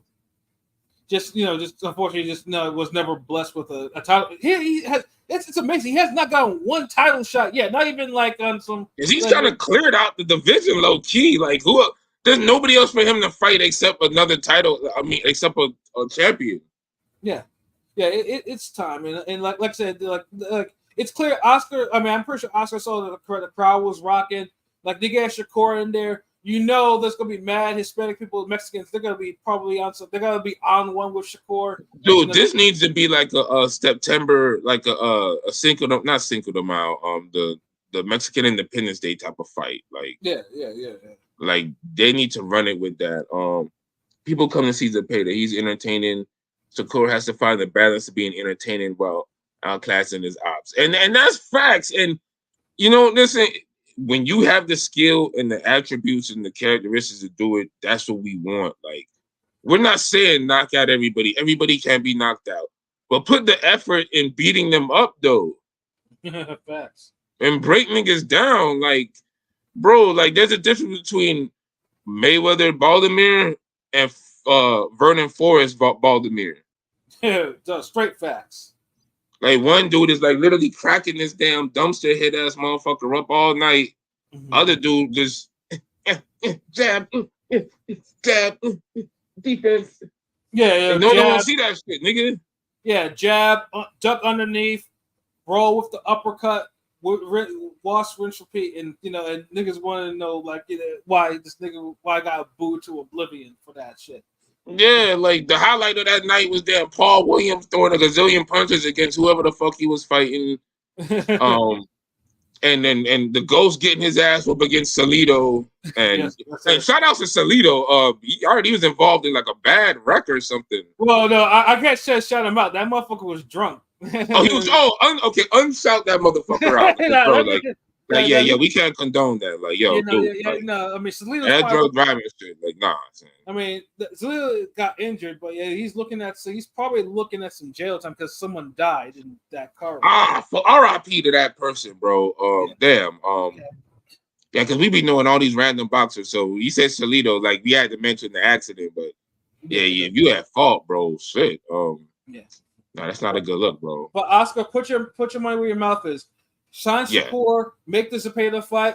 We'll all watch it. Trust me. Like honestly, that's the only real fight that I could say. Like, you know what, the style clash. Even if it comes out ugly, I want to see it just to say, hey, the style clash is there, and at least we know Zepeda could make it a fight. I don't trust anybody else to try to make it a fight with Shakur Stevenson. Tank could make it a fight, but he'll go about it differently. And it'll be like one of those intense, dramatic fights until a brutal KO. Like the Frank Martin fight. Right. It ain't going to be a damn Barrios Tank fight. And it might not even look as entertaining as a Martin Tank. True. Because this is the thing. Stevenson doesn't throw enough punches boxing. So that's why it's like he's not beating up guys on the back foot. He's not running dudes in the shots. That's why niggas could damn party and have fun and do all types of movie roles and shit after they fight this nigga. Like nigga can literally, sir, we liked how you looked in your boxing trunks. Like, here, you want to do a photo shoot? Like, all right, shit. Like, hey, we need makeup? Nah, I'm good. You know, I fought Shakur Stevenson, nigga. You don't touch nobody. Like, I'm still pretty. You stupid as hell for that. No, I'm just saying, but that's how it is, dude. Look. And then look, at the end of the day, it's the hurt business. Zepeda hurts motherfuckers in this business. Right. Shakur Stevenson, he ruthlessly sweet sciences you to nullification. And that's cool and all, but you're not a complete fighter if you can't break dudes down, get them out of there. Like, that's also a part of boxing. Like, y'all never want to look at the offensive parts of boxing when we talk about complete fighters. Y'all always just look at everything else, but when it comes to stopping the motherfucker, knowing when the damn swing the fight back in your favor, go to the body, break dudes down, pull off a stoppage, dig deep. That's when niggas is like, no, y'all don't like pure boxing. The fuck you. I like hands. I like fades, nigga. Man, it'd be cool to see De Los Santos versus Zepeda. Oh wow, that's a great fight, but Santos don't have no belt. So look, this nigga Zepeda need to fight only champions at this point. He done proved this fucking point. He the best contender at lightweight. He been putting his foot in people's ass. But Shakur Stevenson just need to chill. Like, dude, like you ain't got no old head around you. Could be like, chill, nigga. Mace is that dude. Like, man, niggas wanted to be him. Bitches loved him. Like, what you doing? Like, you can't. If Mace had a bad rap career, then 95% of rappers had horrible careers. Then, which is also, and like, I wasn't a Mace fan, but that's also facts. Yeah. I mean, like, dude, like, come on, like, don't say certain shit. Like, just every rapper on a podcast ain't come from a bad career. Like, niggas just getting that Willie D for getting that Stephen A. Coon ass.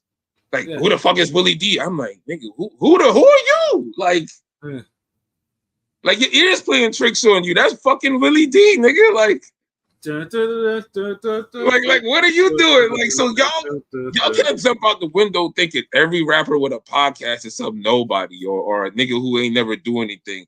Matter of fact, most of these niggas had the career so where they could transition to that.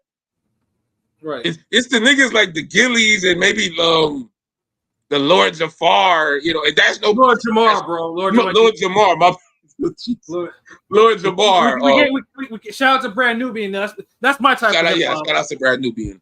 But like dudes like that where they didn't have the biggest solo career, but they had impactful moments in hip hop where it's like, okay, yeah. Maybe you could have said some shit like that about them.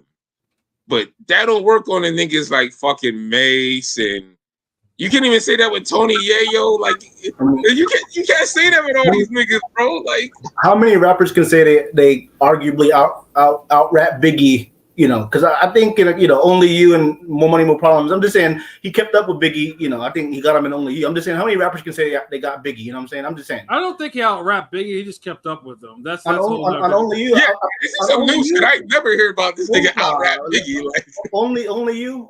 I don't know. I think he got him on Only You. I mean, Big had quotables on Only You. Like, I don't know. We might have to have an R&B battle or some shit or collab battle to rethink that one, nigga. You branching off. That might actually be a poll because Mace is kind of trending. That might need to be a poll.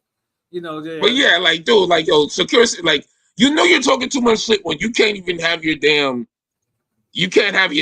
disrespect your order. Like your disrespect number one. Like if you're one of these niggas who just throw out disrespectful shit, waiting for something to hit, and be like, oh, gotcha. Like I mean, because I'm a disrespectful nigga. I do that shit, so but it's the thing. You gotta know, like, you gotta be convincing and authentic. You gotta know your shit is accurately disrespectful.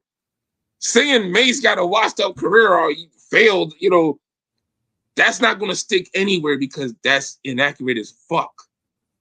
Yeah. So you just can't jump out the window saying anything. Like that may have worked for some other rappers, but not Mace, bro. Do your research. Like you too big. Yeah, now Method Man and Big was a close one. Yeah, okay, yeah, all right, Rob, thank you. Like this nigga jumped out the window talking about motherfucking. Oh, why I laugh like that? But Mace had a good verse. We was bopping this shit in middle school, nigga. Yeah, but now no one was saying that. I think Mace got this nigga. Like nobody ran into the damn cafeteria and put their headphones down and be like, "Yo, man, listen to this. Mace got Biggie." Like, no, that never fucking happened in this in this multiverse, nigga. Mm-hmm. Yeah, no, nah. This nigga Pollard said, "Nah, he got Biggie out." Yeah. In my opinion, only you. He might have got Biggie and only you. That's all I'm saying. Really, I'm trying to think how many like verses out there, like songs where I could literally say like, okay, he got Biggie. Ain't too many of them. Like a Busy Bone with Method Man. I mean, Last Day. Do you think Biggie had the best verse on Last Day? Real quick. I mean, clearly, I'm just saying. I'm just saying. Did he hit the you know? You're living in the last days. Hell yeah! What the fuck? Yeah, he went last. The lots were going in, but like that was like a Tupac Outlaw song. Like everybody's doing their thing, but. Okay. When it came to them, the heavyweights, the bosses, they killed this shit. Like, Biggie snapped on that. He got real songs with Big. That's all. No made up shit. That's all I'm saying. Yeah. God damn it. Yeah. Nah. Shakur fights up be looking made up now, nigga. Like, there's like no pun stats. That Shaq and Kobe meme. Yeah, Big got that one too. Yeah, like nigga was on some Tracy Lee and Biggie shit. Oh, you know, Tracy Lee and Big was a lot closer than I mean. Tracy Lee probably Tracy Lee was because I remember. So I think he wrote his verse like 3 times, and it showed because that motherfucker kept up with Big. I mean, he closed it too. I was like, okay, Tracy Lee, like, yeah, no. So it sound like niggas want another Who Was Who episode, but we got another one coming up next. So my bad, like, we just turned it into too much rap shit now. Shakur Stevenson, see what you did, nigga? Like talking about fucking rapper careers is more entertaining than your fights. My bad. Rap shit got canceled. My bad. But technically, we were talking about Zepeda, though. You know. That's true. But dude, because it's like, what the fuck else could you say about Zepeda? Get this nigga a title shot. This man is like work right now. Like he gives you work. Like ain't nothing else. Like all my praises in the world to do. Like he had a great fucking performance after looking bad that first round. Mm-hmm. That first round, I was like, God damn, I was like, God damn, do I need to make a quick parlay? But then after that, he was like, okay, he got down to business, the BI, and it's like, okay, yeah, and then got rid of him earlier than I expected. So yeah, Oscar, call Shakur, make this fight, make everyone happy, and we'll watch this in September and shit. You know, like we need more big fights to be made, regardless. You know what I'm saying? Yeah, like they ain't too many on the horizon, and Shakur and Zepeda is a big fight. So yeah, make that shit happen. That's a big fight I want to see. Like I think that's gonna bring the casuals together, and we need that like we need more of that Mexican destroyer energy. Like it just can't be Benavidez, right? Like like Zepeda's up there, he's bodying dudes. Like we need to bring that like. I know I be complaining about the cultural clashes, matchups they be doing. And, I praise Tank Frank Martin because we finally got something we want to see like that. But we could keep it with, we could jump back with the Mexican versus the niggas on the weekend matchup. You know what I mean? Like for this one, I'll allow it.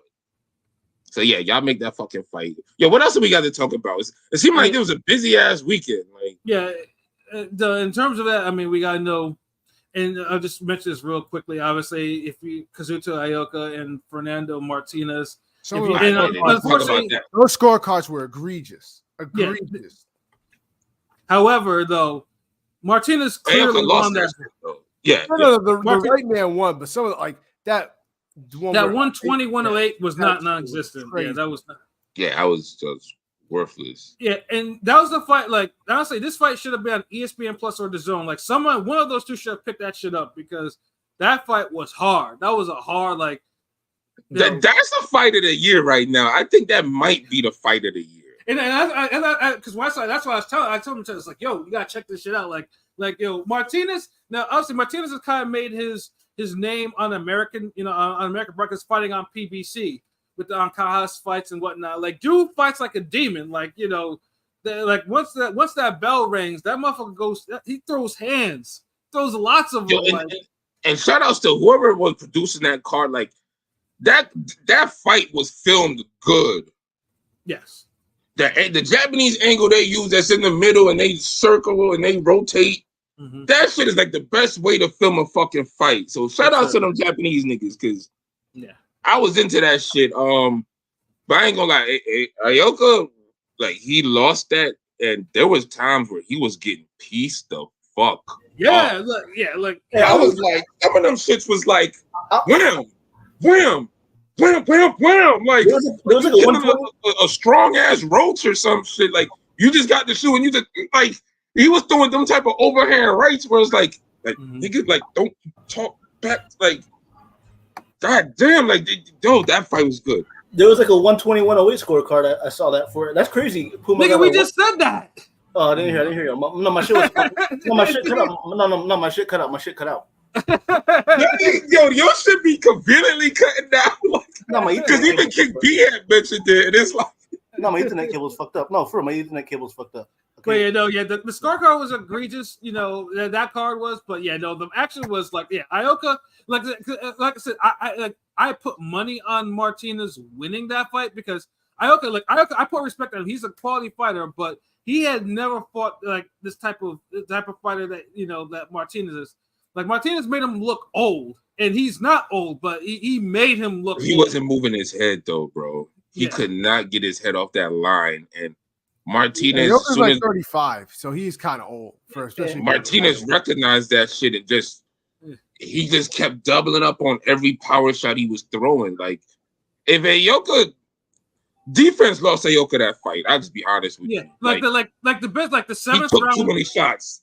Yeah, like the seventh round was the fight of the round of the year, was the round of the year candidate because Martinez was hammering dude with clean overhand rights. Like they were so. I was like, yo. Like I know Japanese people got fighting spirit, but you shouldn't be taking that type of clean punishment. And these weren't like no chopping inside over rights. These were like real overhand rights where you're like arcing and you're like God, nigga, like nah. These were some real shots. Dude threw like over like 1,100 punches. Like they combined for like 600 punches. They landed heat on each other. Like these, he tried though, but he just like. That volume and that shit, he just could not keep up with that shit. Like, and he looked dude looked like he was beating the fuck up. Like Martinez actually looked like he was fine, but Ioka was just like, what the fuck? He was then. Like, Ioka was trying to Ioka was picking his shots. Mm-hmm. Then I think he kind of picked them a little too much, and he can't. And Stevenson looked like he does that too with the damn just picking my shots. I'm pretty. Ooh, that's what that did, and like he really admire his work, and you can't do that against somebody who's like a buzzsaw. Like, he was like he tried to slow him down. Like he was landing some hellacious body shots. He landed some good shots, but so you got to do it in a way where you're not getting hit back with the counters. And you can't land two good body shots and then you get hit with 3 overhand rights. Like that ain't nothing. No, that not at all, too, man. That was a straight up war. And it was a minor upset because Ioka was the betting favorite. So right now, Martinez unified 2 of the 115 belts, and Bam was in the house for that. So yeah, that's pretty much the next super. That's a super fight. Like if you don't know, if you follow the lightweights, that is a super fight. Like Martinez and Bam, like that, like, and hopefully they bring it into America because I will try to go to that myself. Yeah, that's a good fight. So what are your thoughts on my comment about De Los Santos versus Zepeda? Zepeda beat the shit out of Santos. Yeah, what is dude's thing with De Los Santos? Like, dude, he keeps mentioning De Los Santos. Like, why? Man, the dude ain't shit, bro. Like, but like just because he wants to be too perfect. Like, look, when you got heavy hands, you got to let him go. And Santos, it's like he wants to be too much. He wants to be more boxer than puncher, dude. You're a puncher. Fucking punch. Right. Yeah, Dallas. I mean, like I said, I know the Shakur got rightfully allowed the blame for their fight, but dude definitely got blamed for that. Yeah, his performance was terrible. Like, it take both of y'all. Yeah, we're always gonna put more blame on Shakur Stevenson because he's the better fighter. The better fighter always has the responsibility to make the fight go with the way it need to go. That's just the way the game is. but Santos ain't doing himself no favors either. Yeah, no. And Zepeda fights like Zepeda doesn't care if he looks perfect. He's trying to win and beat the shit out of you. Mm-hmm. A lot of these niggas, they want to look good and win. Some people want to win and beat the shit out of you. Like, right. Absolutely. So yeah, that's the difference, man. Like, I hope that answers your question. Like De Los Santos, yeah, he don't throw enough. Like Zepeda run over him. Yeah. The only way Santos get lucky if it's in some type of exchange that he catches Zepeda. But if he don't knock him the fuck out or hurt him enough where he could drop him again multiple times, then all he doing is just kicking a lawnmower and letting the shit chase after him. Facts. Yo, why the fuck I be thinking of that shit? Like, who the fuck comes up with that? Like, well, nigga, literally in my head, I'm like, a nigga kicking a lawnmower. Nigga, you did have a nap today, nigga. So your brain so you got a chance to reboot your brain, nigga. So, nigga kicked the lawnmower, then that shit go. The nigga start running like, oh shit. But yeah, no. If you haven't seen Martinez and Ioka, please catch it. I'm pretty sure, sometimes with these fights, you gotta give it some time, and you'll see a whole bunch of it'll pop up on YouTube again. Because YouTube was taking them down though, but I managed to actually catch a good copy before they took it down or whatever. So yeah, no, make sure you catch that fight though. Now, the copy I seen was on YouTube. You gotta watch the Japanese copy. Like, it's HD, it's good. Like, yeah, straight up 1080. You know what I'm saying? Yeah, okay. You probably see the same one. Yeah. But I know for this weekend, obviously we got two notable cards. One really more notable than the other one, of course. Talk about the one in Matchroom where we have one Jerome Boots Ennis.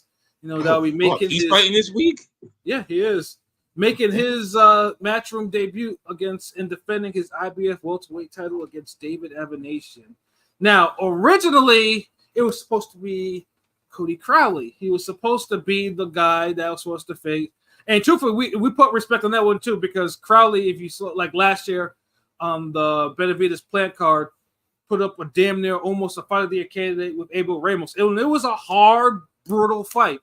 And I always praise the card because it's one of those rare PBC cards where, number one, the arena was full for the first fight, and the people were engaged with that fight because that was a hard fight, and it was one of the fights where you could tell that it was someone gave up a little bit too much, because I don't know if Ramos has even fought since, if he has though, but neither is Crowley. But Crowley is because he had the he caught an eye injury, a retina injury. So, and he was on social media complaining about they're not offering him enough money and he's half blind and blah blah blah. And then they make the money, they sign the fight. Boots signs the Matchroom, and then they do all the initial press release, the press conference and stuff like that. And then the doctor says, no, your eye is still healing. We can't have you in this. We can't have you in this fight. So, of course, they go down the line, and you got David Avenation is the replacement. And obviously, with that, with Avenation, I mean, obviously, you get a whole lot of different, like them where you get the Crawford comparisons, or who's David Avenation, and then some variation of how the people will butcher his name. Yeah. David Kardashian, David Avalanche, David. I've been sneezing, David. Just all that shit like that too. It's just like, and truthfully, Avenation doesn't really deserve that. He doesn't. Like I said before, ring game. Prior to Crawford, you'll be pressed to find anyone that actually did anything on Avenation. We're one of those motherfuckers that actually did. We have an episode on him. Facts. You know what? We might have to bring back the throwback episode this week. No. If you're following us on Twitter, Thursday or Friday, we'll up that video, that episode where we actually talk about Avenation, and I think it was Josh Kelly. Yeah, beating when he beat down Josh Kelly. Yeah.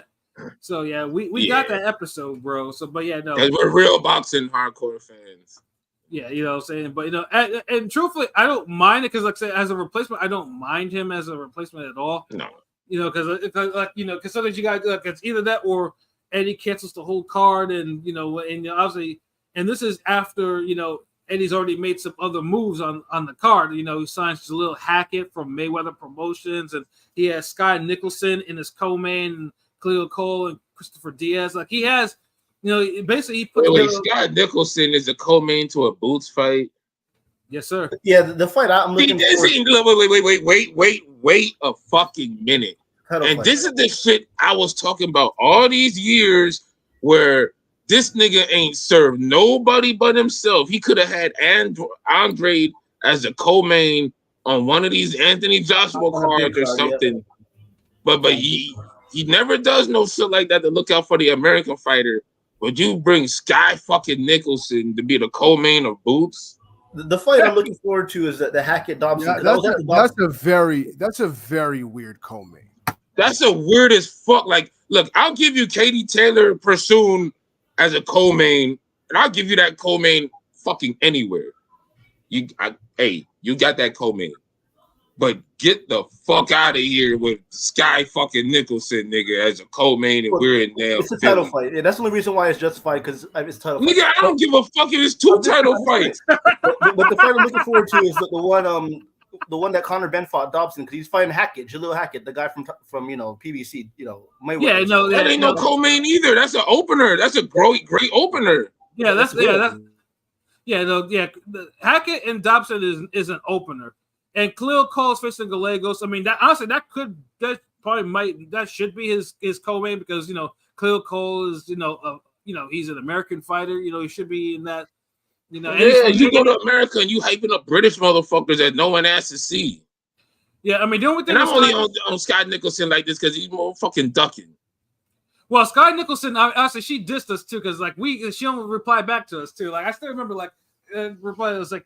Can we wait? Do we have an interview? I forget. Pete, did you get an interview with her, or am I tripping about another woman? Sir. No, sir. I did not. No, I got an interview with Sandy Ryan. Okay, there we go. Yeah, I was trying to think. Yeah, a real champion. I tried to get. I remember I sent emails and everything. I have her email address, but she was like, they'll be replying back to shit. Like, why the fuck do you have an email address then? Yeah, like they take your board ass on. I mean, you ducking broads and shit. Like, get out of here. Like, the only thing with her is at least the woman she's fighting is an actual puncher. Vargas from the Dominican Republic. She's 19-1 with 12 knockouts, so she actually can punch. Well, she better punch like that, because they gonna give her the fight if that should go the distance. Yeah, and dribbling her like a fucking and one mixtape. I'm like, damn, knocking this bitch up and down. I mean, I will say, it's just weird, yo. I'm sorry to go off on this tangent, but that's just a weird fucking co-main. We are talking about the card, so yeah, I get it. It is weird because, like I said, Eddie, just like you have the random American on Eddie's UK cards. I mean, that's what Ammo was doing for a minute. Sometimes you gotta bring the UK people over here, but he's not doing it as no co-main on where it matters. That's also dude. True. Andre as a Canelo co-main would have helped his career. Andre as a Joshua co-main helped it, but you don't do that. But you bring in Sky Nicholson on, like, because Boots got like the underground respect that he's on the cusp of that mainstream shit. And so he's like, okay, let's add her. I mean, I ain't gonna lie. I saw the report on ticket. I don't know if you saw that tweet. The ticket sales are actually pretty good. It's almost sold out. It's almost sold out. Boots has a name. People fuck with him. They want to see his fights. He's destructive. And Philly's he's humble as fuck. Philly's a home of boxing. You know what I mean too. Yeah, people gonna fuck with it. That's like y'all didn't have nobody else for the coach. Like y'all literally. I have cousins in Philly. Even they knew about this because I was talking to them. I was catching up with them last week. Even they knew about. Yeah, you can't be no boxing dude and you don't know about fucking Boots. Like even if you're like a semi-casual, you've had to hear Boots. Like in this case, my cousins in Philly, they're not really. I mean, one of them, he casually watches boxing, but even in their circles, because Matchroom's actually been doing their due diligence, actually selling the fight there. So it's like even that you say that's how he heard it. Because he heard it from some other cats that he was chilling with. Like that's how it goes. So Eddie. So we should see like almost a full arena at Wells Fargo. But with Boots and Evanesian, so are we? Is anyone thinking this upset? shit is gonna be over in fucking 3 rounds? I'm thinking, I'm saying 1. Fuck it. I mean, I know it's crazy to say. I know, but he has stopped Castillo, Clayton, Delorme, who are both champions. So I'm going, under 6. What did Bud stop him in? What did Crawford stop him in? 6. 7. Boots 6. Boots does it in 3 tops. Yeah, he needs to. I mean, if I hope he proves a point. I mean, Kardashian's a decent fighter, but Yeah, no, he's not a bad fight, but like I say, it's just one of those things. Like now, he's just no more for Crawford facing him on BLK Prime and shit and Blue Blood shit and whatever the fuck. It's instead of just Evanesian. Evanesian. He had a close loss to Lamont Peterson, and he's beaten Shane Mosley. Although I don't like to. That fight is just, just more or less just letting an old Shane Mosley. Shane Mosley, that part should have not been fighting anymore. But sometimes boxers, they be, doing things, wrong. You know what I'm saying? So, and then of course he fought Mean Machine. Mean Machine's one of the people that actually stopped him outside of Crawford, and that was actually a pretty damn good fight too. That was on top. That was a top rank card too. I remember that. Yeah. Yeah, and then of course the Josh Kelly fight, which he beat the absolute shit out of Josh Kelly. He made Josh Kelly was beating up so bad he got the overrated tag like ASAP, and he's still trying to shake it off. I mean, we was been calling him overrated, but after that it was like, oh hell no, bro, get the fuck out of here. Because we was like Pat said, once again, we were those people. We was actually advocating for Evanesian to get bigger fights after that performance. Yeah. Absolutely. He was like, yo, because we was talking about put him in there with Thurman, get him a title shot, all of that shit. So yeah, just do your Googles. Damn, my bad. Yeah, no, we definitely we definitely the ones on there. So I'm looking at the FanDuel odds right now. So Moneyline has Boots as a -2,000 favorite, Evanesian as a +1220 underdog. Whew. And then method of victory. Boots decision +650, Boots KO -550, draw +3,000, Evanesian points decision +2,900, Evanesian KO +1,900. If you think the fight will go a distance in any fashion, it's +460 for that for a yes. And there's even if you do the group round betting, there's not too much value for Boots like that. Like Boots, like say one of them is Boots wins 1 through 6, it's -130. You know what I mean? And +200 for 7 and 12. Yeah, these some parlay hits. Like these ain't no straight up bets right here because them shit is awful. They see, and that's just telling you how uncompetitive the fight supposed to be. Yeah, that's all that's doing. Yeah. And like I said, but also people are. I know a lot of people have been kind of saying too, because Matchroom's kind of been cursed lately because obviously they're coming off the 5-on-5 shit and shit like that, and they're thinking that obviously with the 5-on-5 because some of the American fighters got beat, so they're thinking that Boots might suffer a Matchroom curse. It's not Evanesian does not have the skills or the power to maybe try to do something. But a hell of an upset, bro. Come on. Yeah, it would be the biggest upset of the year, like no question. And I can only imagine what boxing Twitter is going to be like. There's like, well, Boots should have signed with PBC then. He signed with Eddie, and Eddie got him beat. I can automatically hear that. That's I wanted to come. I couldn't say nothing to that. Mm-hmm. Yeah, and then people gonna be like, well, maybe, Crawford would have beat the fuck out of him. Get out of here. You'd never hear the end of that. So yeah, I know. I'm just reading. Boots do not look bad. Yeah, Beth says, what about Cool Boy? He's not gonna look bad against Evanesian. This guy's tailor made for fucking Boots. Like I said, yeah. In round 3, I'll call it 3rd round. I'll say Boots in 4. If it goes past 4, something's horribly wrong. Yeah, that's yeah. if it goes the distance, something went. Boots. I mean, honestly, that's gonna Boots is gonna get get ripped apart if this fight goes the distance. Don't even let it be competitive. This ain't no Karen. Like Avenisia's is gonna be right there, taking every punch that a Boots throws. Right. I think he'll hang in there to the 5th. What about you, Pilot? Pilot. Oh, I guess his internet cut out. Put the pipe down, nigga. He predicting a first round KO. Oh yeah, that's right. He did say that. That's right. You're right. Cool. All right, never mind. Scroll up, Pat. Scroll up, Pat. Like. Yeah, no, but yeah. Beth says, "What about Cool Boy Steph as co-main?"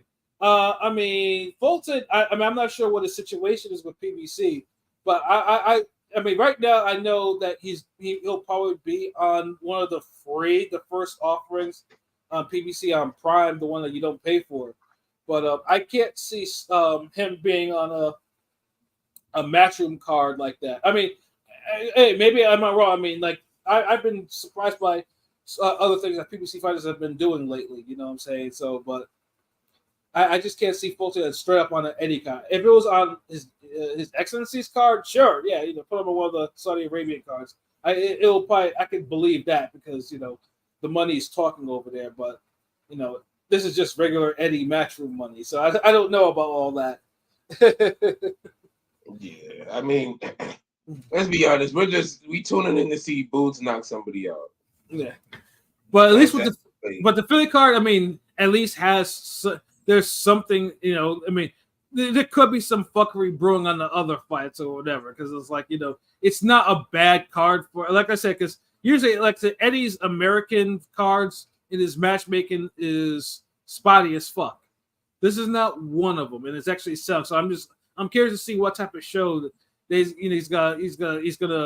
is gonna be. Although, like I said, Sky Nicholson is a co-main on a Philly card with Philly, Philly Bulls and all that shit. They're on in there like that, and and yeah, I'm not sure how much that fight's gonna go over with the crowd, and especially if because Nicholson doesn't have a lot of power or anything like that, So it's just like how that's gonna go affect because Philly motherfuckers be the craziest, so it'll be interesting to see how that's gonna go. And then of course we have the other card. This card I don't think I'll go too much into it, but basically this is just like what? Let's go find Janibek an opponent, a random ass opponent, and just and then put him on regular. I think this is on regular ESPN too. How is this on regular ESPN? Honestly, seriously. Oh, but there's like no rhyme or reason to this shit at this point, Like Top Rank has put better fights on ESPN Plus, but this one gets prime time. Like how? Like I don't understand that. Like how the hell does that fight get? How this fight get? ESPN's prime time. Like how does that even work? Like seriously. But obviously I don't know. Like honestly, sometimes I wish if PBC had the ESPN, like I think the sport would be further ahead because they have a flagship ambassador role with the sport, and they constantly do shit like this that just kind of undermines it. Oh wait a minute! Oh, never mind. No, it's actually ESPN Plus. Oh, okay. I'm about to say because I thought this was ESPN. Oh, okay. Okay, that makes. I had to double check that shit real quick, but no, it's ESPN Plus. Okay, that makes sense because. Well, they made the mistake in the past, so my point still stands. Fuck that. No, you. I don't be talking for nothing. Yeah, you're right, my nigga. You're right. So yeah, Janibek is facing someone. I mean, I've never seen him fight with her, but I will put respect him. You could have fought Denzel Bentley in a trilogy by now with all these damn underwhelming ass fights. Right. But I mean, he's fighting somebody from Australia or New Zealand. It's close enough or whatever. But like I said, Andre Mikhailovich, and I'm just like, damn, did they really just go down the ratings for this one? Because who the fuck is that guy? Yeah, yeah, exactly. So it's like the man is a unified middleweight champion, and I know middleweight is terrible, but like seriously, like that's who you come up with, like in the rate in the. And I say it's before I know Shiraz beat Ammo and stuff like that. Then we'd be like, okay, you should be fighting Shiraz or somebody like that. But like, yeah, no, Bob is gonna. Bob is better make this. Bob better have a rhyme and reason for making this type of fight, and like I said, I mean, this basically looks like it should be a showcase fight for him because it'll probably be a major upset if he, Mikhailovich actually beats him, but also what's in equally what the fuck is the co-feature, Raymond Muratalla versus Tevin Farmer. Like again, where does that fight come from? Like Muratalla should be. I'm optimistic about that. I ain't gonna lie, I'm optimistic. I hope this, How? Yo, this nigga pilot. I don't know what he's doing. Okay, I'm a glass half full fan. Like I know Muratalla most likely might knock him out, Bro, but I just saw. Hold on, let me glass? Let me get off. Pause. Muratalla, I just saw him struggle with some random African dude that got knocked out by many people. I'm just saying, like he's not, Bro, that's not a good thing if this fight is competitive, bro. It makes for a good fight, maybe. Bro, he should beat the shit out of Tevin Farmer. He should, but I don't know. I've seen Muratalla get dropped brutally in his last fight. He looked mid. If fucking Muratalla doesn't knock fucking Tevin Farmer's other eye straight, like there's a fucking problem. Oh shit! What are we doing? He should. No, I'm saying he should. But if he doesn't, it might be a fight that will be intriguing. That's all. Yeah, and Tevin Farmer, at one point, Tevin Farmer. We talked about this before. Tevin Farmer, he's one of the first fighters to sign with Eddie for Matchroom Boxing USA.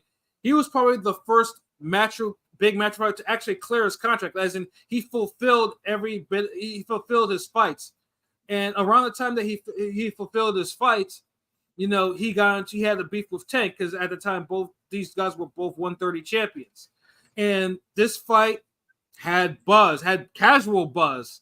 Like people were fucking with this. People, and they had a little altercation, a little verbal altercation, and people were, Farmer was not bound by Matchroom by the time of because he cleared for his 4 fights. He could have went to PBC and possibly gotten a big, a main event, a Showtime card or something like that, and could have faced Tank in a unification. Instead, he went to Miami, which LB was in the house for, to go face Jojo Diaz. And this is probably like the last of the Jojo Diaz that we knew before he, kind of switched up his style and his shit like that. And Jojo Diaz pretty much beat the ticks into him and walked away with his belt. And then Farmer kind of disappeared for like a couple years after that. The only thing you heard about him because he'd give crypto advice and and shit like that, and I'm just like, he wasn't don't care. Yeah, yeah, and truthfully, he was probably something because, like I said, because dude was getting like $2-3 million a fight for Matchroom. Like this is when DAZN was he benefited from DAZN handing out money like that. He benefited big time. The only thing is, that's the thing. His biggest mistake is not doing the Tank fight because. Even though he set himself up good with the Matchroom contract, like you were supposed to set yourself up for life and really make yourself a fixture in boxing for a few more years with that Tank fight. And he fumbled that. Like he really fucking fumbled that moment because he built himself up to that moment and then he didn't go through with it. And it's like career never responded. Like career never been the same after that. Yeah, like he was out of the ring for 3.5 years, and then he'd been fighting on the lower level Philly cards that we've been having, So like this is, and truthfully, he was probably supposed to be on the Boots card, which would have probably made some sense, Like no, we need Sky Nicholson for that, bro. Yeah, right. We really needed to see her. But I guess now Top Rank is like, you know what, Muratalla needs a. He needs a name on his record, a former world champion, and we're going to get him one. So this is what this is. And I just saw in the comments, Buffet says he can see Farmer winning, not going to lie. I can't. I can't either. I don't know what y'all ever seen with Farmer, bro. Farmer is a slickster with not a lot of power, and then this is a guy that his power hand was shot with a gun, like in an incident, so he never even threw his left hand like the way he needed to be. Did y'all not? Well, real quick, did y'all not watch Muratalla struggle with that random African dude? His last. I did. I watched it though, okay, but so I know it's suspected Muratalla should KO him. I haven't really been impressed with Muratalla that much, to be honest. So I'm just saying. I mean, yeah, and this is this is like the name you're supposed to get on his record. Like this is like, I know Farmer's been saying like he's gonna surprise people, and he has KO'd. I know, like I said, he's KO'd his last 2 opponents, but like I said, he only has 8 career KOs. And it's just like I just honestly don't see it. I honestly, if Muratalla doesn't KO him, I'd be completely shocked because Muratalla is bigger than him too. Pause. So it's like I just don't see it. I mean, this is either Muratalla wins this fight by KO, because if he loses, I'm pretty sure Top Rank will probably cut ties with him. Yeah, because this is a showcase fight. I mean, he struggled to make weight his last fight. I mean, so I'm just saying, like, I know Muratalla should win, but I'm just saying, I don't know. Yeah, and again, I can't wait for that pilot matchmaking card.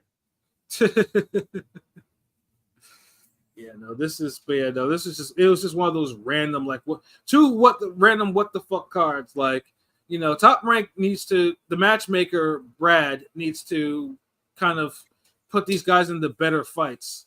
It shouldn't be like those two shouldn't like the main and the co-main like that. But like I said, if you bet on the upset, you'll make out like a fat rat if there's upsets in both fights. But Top Rank needs to Top Rank's matchmaking needs to kind of tighten up a little bit. Or actually not even a little bit. They needs to tighten up a lot.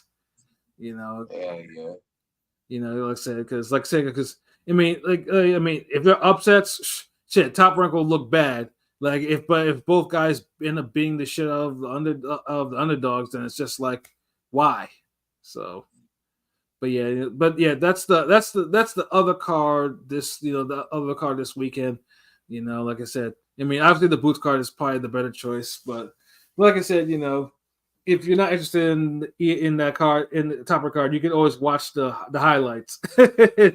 Because most likely there's going to be some brutal knockouts, some uncompetitive brutal knockouts on this, and it'll probably be super ugly. But before we get up out of here, definitely got to touch upon one more thing. One Ryan Garcia again, because I know other people have given their takes on Ryan Garcia, and yes, Perfeño, 8 KOs is crazy low. But the funny thing is too, Farmer throws his hands more than most people do with that type of I'll give him that. It's his just ring generalship, because he'll get hit or won't have offense in moments where he needs to have offense. Like, right. He does a lot of good things, but it's putting them all together at the right spots has always been his problem for me. Right, and I've also been in the house for a Tevin Farmer fight. And I was actually at the one Tevin Farmer fight where he actually scored a knockout. Imagine that. Imagine me being that. Like, I remember too, I got to see that, and I think his one of his handles was holding the belt and shit like that. And that IBF belt was heavy as fuck too. But yeah, I was there. I was like, oh shit, he stopped the guy with body shots. Okay, let me find out. Like, I was like, I mean, look, if Tevin Farmer could get a stoppage, God damn it, Shakur Stevenson can too. Yeah. Go to the fucking body. Real talk though. But yeah, Ryan Garcia, because now in another episode, As the World Turns by Ryan Garcia, Ryan crashed all the way the fuck out, because people have been talking about it. So I was like, yeah, we gotta drop our 2 cents on this. He went on one of his spaces, and he decided that he wanted to say nigger and bashing Muslims and a whole bunch of other wild shit in there. The George Floyd shit is where you couldn't take it back. Yeah, like that's where it was like, okay, bro, you really crossed the line. Like, yeah, you don't say no shit like that. Fuck you. Yeah, it was like, motherfuckers out here trying to be an old total edgelord, and it's just like, and then it's like, oh, this is, you hear, and I think Pilot was posting the clips in our chat, and all you hear was like, oh, this is like so cool, and then they're all trying to, one up each other with how racist they can fucking be.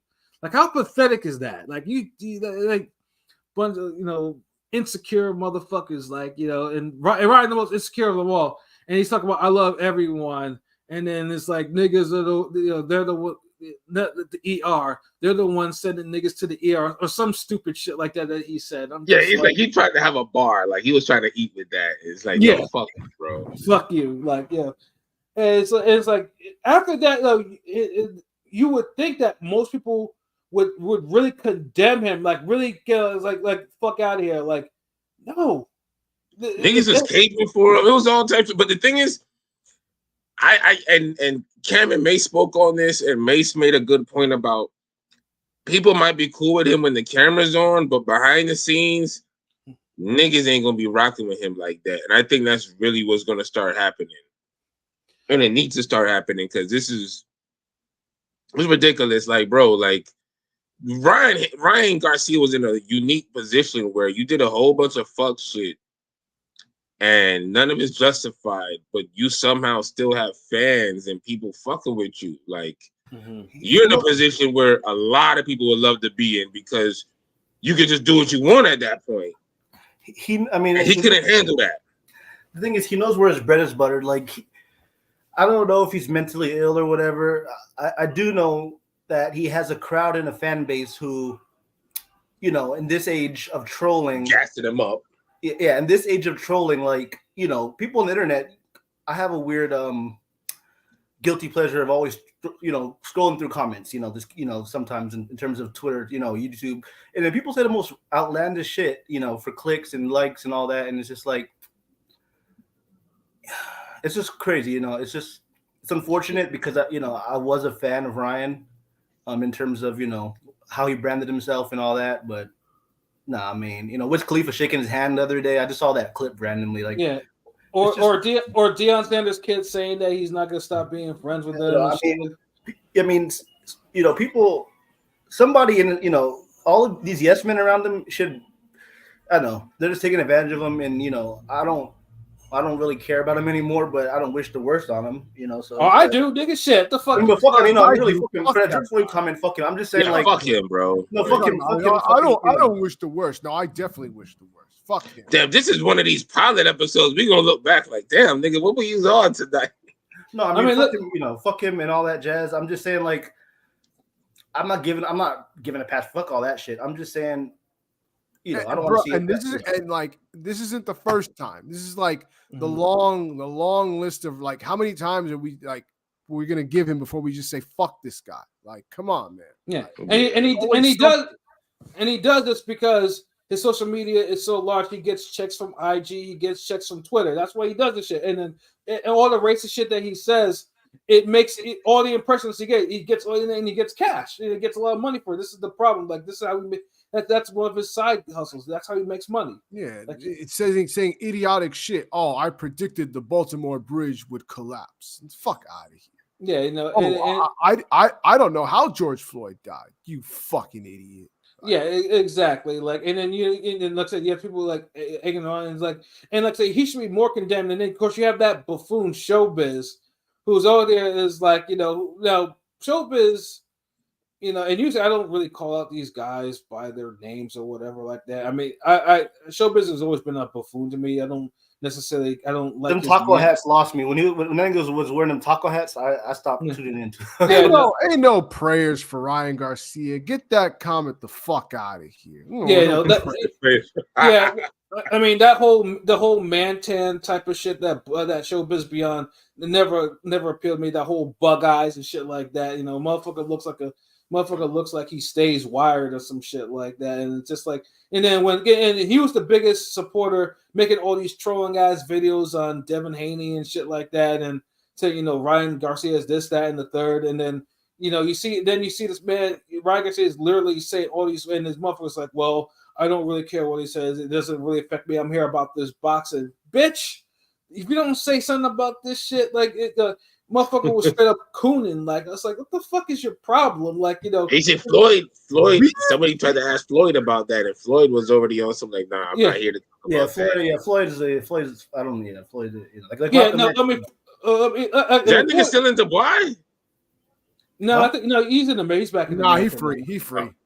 He's free. Okay. Yeah, no, Floyd. He was at that fight, the UFC boxing fight. Yeah. Okay. Yeah, no, Floyd. And Floyd. I mean, obviously, Floyd. Floyd has never been. Floyd is. He's Floyd. He's not. That's why it's always fun to me when people always try to hold Floyd up as Black Power this, Black Power that. Even though this nigga told you, and we've made several videos about Floyd and his behaviors. Like, I mean, the guy that like after the whole Gucci store shit, the Gucci thing, he said, "I don't give a fuck. I'm going to Gucci." Like, and that was that was a classic episode. We ripped him on that shit too. I'm Justin Bieber is my friend. I don't care that he said racist shit. He's still my friend. Fuck out. Yeah. The crazy thing is people get at OJ with the, I'm not black, I'm not white, I'm OJ, but like that's literally what all these niggas is doing when they say that shit. But y'all just held OJ to that. R.I.P. Yeah. It's hard to avoid it. But Malcolm X. It's crazy how Malcolm X 60 years ago said, the celebrities aren't, the black celebrities are always the ones, that some of us glorify, a lot of us glorify. And it's hard to avoid just with that all, we consume so much, They shouldn't be the leaders of the community. They shouldn't be like, for other communities. In other communities, the white entertainers are not looked at as the leaders of the community. All that. Yeah, in the black community, we just looking at niggas who getting that money. Yeah. Oh, they got the bag. What is he? What is he? Yeah, what is he? Yeah, they got the bag, but the problem is they're bought and paid for. Go figure. Yeah. And then if they're not bought and paid for it, they're already like so far detached from the community, and it's like, can you even formulate an opinion that could be effective? Yeah, exactly. That resonate with the common man? No, because you don't live the common life. Yeah, and that's why niggas like Showbiz and the rest of some of these other YouTube niggas that have been there that have larger platforms. Yeah, they're all like twiddling fingers and just talking in circles now. When niggas are calling them out on their fuck shit about this. Yeah, and it's like no one. It's like, look, if y'all Ryan Garcia fans, be Ryan Garcia fans. But the whole hating on Devin Haney on some proxy shit is just weird. Like, y'all niggas that like all that hating on somebody for no reason when that's just weird. There's over the top hating. Like, just if that's your man's, hype up your man's. But like the whole heavy hating Devin Haney shit is just like ridiculous. Like, you ain't gotta like Devin Haney, but to go out of your way, and then now you look stupid now. Yeah, because now it's like someone who doesn't have your skin color is basically calling you niggas and all types of shit like that, and you're like, thank you, Master, can I have another one type of shit? Like, the fuck. And it when it looked as bad if you were hating on Devin Haney like that. Right, exactly. And now, because if you were just a Ryan Garcia fan, people would just kind of look at you like, "Are you still a Ryan Garcia fan?" Mm-hmm. And that would be the only kind of energy you would get, and it'd be a valid question. But the whole world would have flipped out on you on something like, "Oh, this cool ass nigga, this is that you hate black folk, you hate your own, this is that." Mm-hmm. That's all the extra shit you got because they're hating on Devin Haney, which was his own call for. Even if you don't like somebody, just to go out of your way to hate and to make countless content about it is just like, bro, like, chill. It's sick. Real quick. I don't know if y'all ever heard of Two Tone. He followed me randomly, and shouts out to him. He was on that wave because Ryan Garcia did give him a quote unquote start, but he's kind of changed the tune a little bit in regard to it. You know what I mean? So oh, he's still not off the hook. That motherfucker was out there. No, I'm talking about that guy. Two Tone, because he was on him. It was him.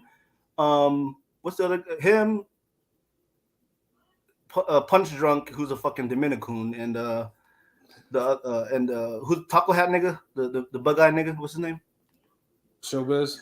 Yeah, Showbiz. Like them three were really pushing it. There are other smaller channels, but those three were the most vocal in terms of the whole thing. But shouts out to that guy Two Tone because he kind of changed the tune a little bit at least. Well, it doesn't matter. He changed his tone. The damage is already done. This motherfucker's on musty and all this. You know, yeah, y'all niggas shouldn't be jumping out the window in the first place. But also, but I want to people that were saying fuck Devin Haney for all the bullshit and all that.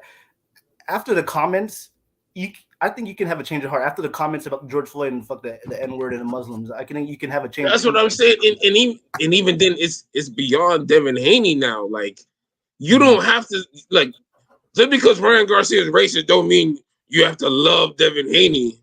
You can like whatever box you want. It's just you shouldn't be standing up for no Ryan Garcia. Right.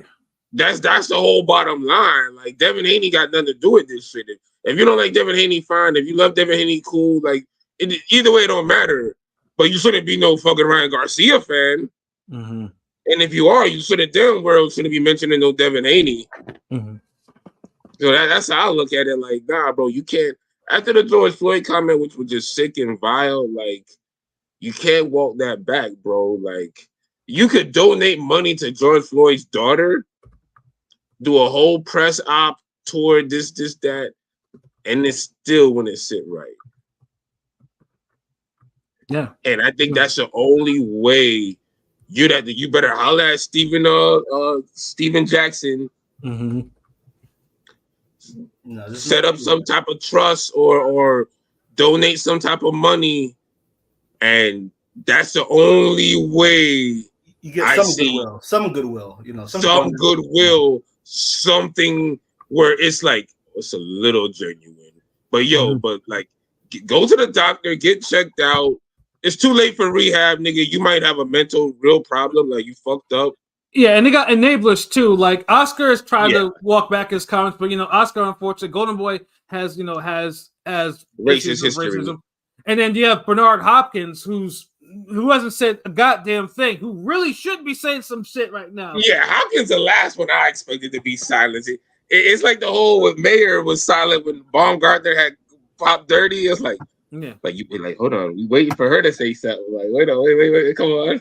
I mean, so, that's crazy. And keep in mind, this is B-Hop that shouted Allahu Akbar to fucking Bill Haney for Ryan Garcia beating his Muslim son. Like, what the fuck is that? Like, that's Hopkins struck me as I don't know. Lately, Hopkins has struck me as an uncle. I'm just saying, I don't know. He wasn't like that before, but like I don't know. I mean, the man did fight to his 50s, and the Kovalev and the Joe Smith beatings probably did that nigga no good. He does sound punch drunk, but I mean, yeah, that 12th round of the Kovalev fight where Kovalev was damn unleashing Hayahachi Tekken 7 combos and shit. Like, nah. Oh, what up, Deontay Jones? What it do? And Kane Song salute. Ryan is weird as fuck.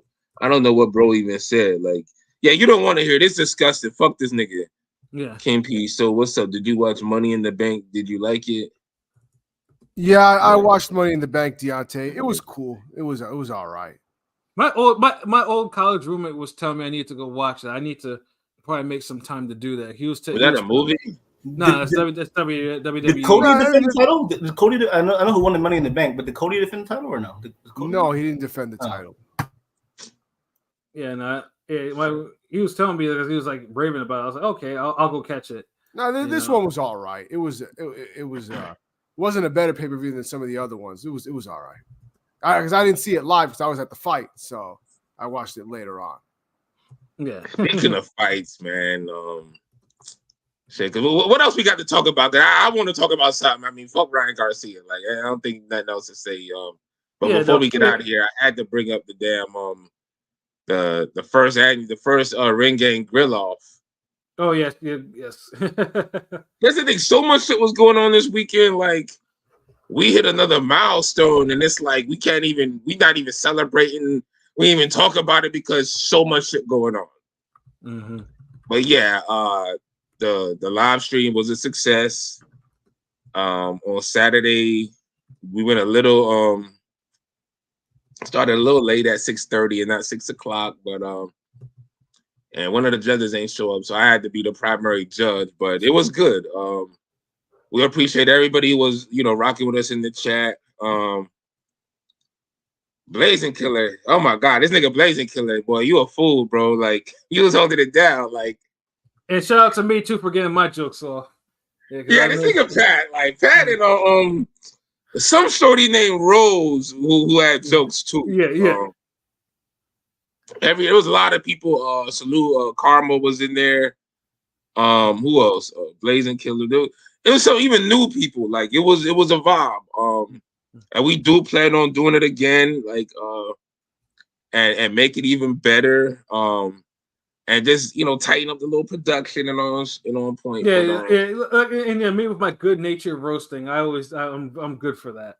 Yeah, y'all niggas was roasting the fuck out of Rome in them damn in the chicken and shit. Y'all niggas was running y'all like niggas was on some like I ain't gonna lie, motherfucker. This is like one of the funniest chats in like a good minute because niggas was like, oh man, you poured out the damn like you poured out the fire, bro. And like niggas like, man, turn them shits like like this nigga said like, yo, does this nigga Rome just cook sitting down like?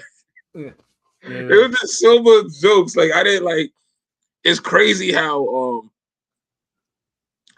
we did like 300 views on that one live, and it had shit to do with boxing or hip hop, and that's the one thing. Those are two biggest things we're known for.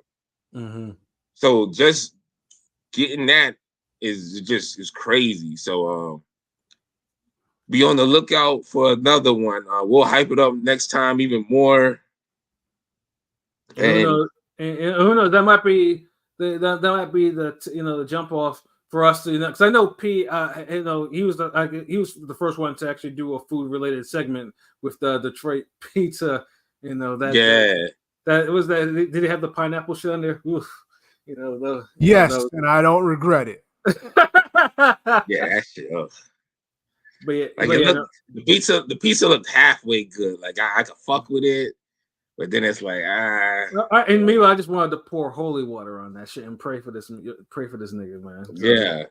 But definitely like that's definitely give me a little motivation to like the next time I eat something out of the ordinary, and I eat things out of the ordinary like pretty frequently. I need to review shit like because people fuck with the food content. Like I think. Cause we just come up on some honest shit, like everybody tries different things, but shit, I've been supposed to go to fucking Raising Cane's. I've been trying to do that shit.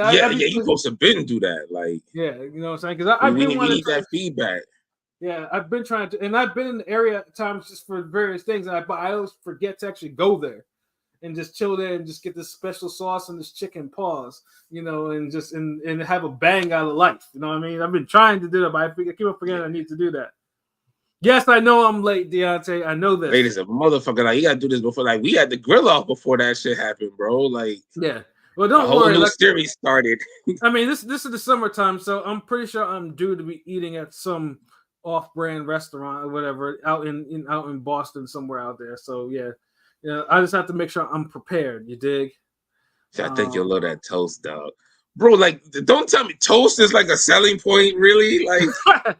Nigga, damn! Like, imagine you go to a cookout and the niggas like, "Hey, man, that corn busting. Like, you got really like, but can you tell me if the brisket busting, if the ribs busting, the hamburger, something like, right? I don't want to go to somebody's Thanksgiving and the only thing you can tell me is the coleslaw is good. Man, the cranberry good. Like, really? I mean, that's it. Yeah, I mean the stuffing is okay. Like, wait, like what about the turkey, ham, something, nigga? Like mac and cheese. I hope nobody put raisins in anything, because I hate the motherfuckers who always gotta somehow crowbar raisins into a recipe. That's actually a question I've never understood. Why people try to shoehorn raisins into any of these fucking cooking things? Like, bro, like raisins is cool on its own, and that's it. Raisins do not belong in fucking potato salad, macaroni salad. Don't belong in any fucking thing that you cook it on the bullshit. Like, we'll give you oatmeal cookies, and that's it. After that, stop. Just fucking stop it. Word up. And then and we mean raisins, and we mean cranberry craisins too, nigga. I see y'all be getting little, and that don't even belong in cookies, motherfucker. I don't want the goddamn white chocolate cheesecake craisin inspired cookie. No, nigga. Facts. Some bullshit. Next month, first place, I'm gonna win 1 mil at Tekken World Tour. Well, yeah, then you can make a sizable donation to Ring Gang Radio. Yeah, as you see, we got the super chat popping, in the chat today. So, support RGR in that fashion. We also have PayPal too, man. I always gotta make sure we gotta shout that out because we got super chats now. We have memberships now. Yeah, get that, yo. Oh yeah, fuck that. Yo, y'all gotta jump on the memberships because we got like the we got a little behind the scenes clip with Rome from the Grill Off, and we got a new interview with James Prince, Jay Prince, King of the South, Mob Ties, Rap a Lot Records, nigga. Yes, sir. The boss. So yeah, y'all check that out. Courtesy of Mr. King P himself. Salute. So yeah, although I'm not gonna lie, and y'all gonna laugh, but once in a while, whenever I saw too many Rap a Lot shirts in one place, I went the other way. Yeah, I don't blame you. I don't blame you. I did not blame you for that. Like that's one of those like a salute and you salute and you're kind of moving. Yeah. You go the other way, like yeah. That's some transitional daps. Like I'm going this way, but it's all love. Yeah, any more than 2 or 3 Rap a Lot shirts in one place, and I'll see you later. I'm ahead out. Because even 5 is crowded. Yeah, exactly. Like that's like that can remind me that the anime was like, hold on, like I'll fuck y'all niggas up. Like, wait, hold on. That's like how many fucking rats in this bitch? 1, 2, 3, 4, 5. God damn, it's a lot of you motherfuckers. Like, I think it had that energy with the facts. No, nigga said that's 1 shirt, 2 shirt, 3. All right, 3. Yeah, that's it. See, I'm not gonna talk about no football, DeAndre, because it's about ready. Because we're about ready to get up out of here. Because I'm not gonna be drawn into your. This nigga get up every. He's like, yo, I know I'm gonna be late, but I'm gonna say some football shit. Fuck that. Especially, I'm not gonna get agitated since it is past 12 o'clock, so it is officially my birthday. So I'm not gonna get agitated. Oh, okay. So it's officially Pat birthday. Happy fucking birthday. Yeah, my nigga, salute. Now y'all could be throwing some love in the chat. Y'all could be damn birthday. Because when we joke about birthdays, y'all be taking it serious and you'll see like 12 happy birthdays in this motherfucker. Like it's really my birthday, July 9th. It's my birthday. It's really, so I don't ask for much other than a happy birthday and then a donation, a super chat or something like that on the PayPal or everything, bro. That's all I ask for, man. Because I am Ring Gang and Ring Gang is I. You dig? So that's it's Ring Gang. Ring Gang is I. Yeah. Sound like a thank you, Kang Sung. Thank you. So I don't know when we just because unfortunately it falls on a Tuesday. So usually you can't really do much on a Tuesday because I still gotta work in the morning. I thought we was going up on a Tuesday. Yeah. Now, if it was like a Wednesday or Thursday or Friday shit, then I would I would have planned something, but I will have to celebrate it somehow. Fuck that. Yeah, I think I've already gotten a couple gifts in the mail. I got my own gifts in the mail. Shout out to the Cuban link that I bought myself. A couple of them. That shit. Shits look nice. You know what I'm saying? And then again, I look forward to all the the happy birthdays and the texts. And well, none of you on the really, I mean, outside of my Twitter have my social media stuff like that though. But all you have to do is just if you send the donation, on behalf of my birthday, shit, it'll touch me right here in the heart. You know what I'm saying? So yeah. And in the wallet. Not my wallet, shit, nigga. Ring Gang wallet. Like that Ring Gang wallet. It's like it's connected to everybody spiritually. Yeah, facts. but y'all get them wallets ready soon. To show love, because we are gonna be dropping. We having a Thursday episode, right? Yeah, y'all battling, right? Yeah. Well, you just gotta tell us what the categories are. I should be available, but actually no, I think I'll be available. Okay. I'm not. If for some reason I'm not, and I'll talk to you, Obi, about that afterwards. After we finish up, but I should be available. But I'll let you know. If not, if anything, if something goes wrong and we can battle, we'll do a Who Watched Who episode. Mm-hmm. I know that's like our good like backup. Yeah. For the music, which is fire. It's just I didn't get to make too many other matchups, and I know Pat and King P were due. Mm-hmm. So I was like, let me just make that one real quick and boom, because I was making the other images and I got other shit I got to do. Yeah, I think we just need a category for what if we're battling. That's what the yeah, we're gonna I got the cat. I'm gonna send y'all the category soon. Either later tonight, or tomorrow morning sometime. But yeah, definitely got to on that. Yeah, if we do, I won't say it till tomorrow because after this, nigga gotta go to bed, bro. Yeah, y'all, man, you good. See, that's the thing. It's like my day just starting now because after this, I gotta hit the gym, gotta do other shit, you know what I mean? So I get it. Yeah, but we doing big shit. And the milestone, the celebration episode. We looking at like what next week for that, right? Hopefully, yeah, because this summer's been busy for a lot of niggas, but we definitely want to try to get this shit off this month for sure. Yeah, we're gonna try to we'll know more by Thursday because the thing is if we do it next week, it'll probably replace the music show, the music episode. So right.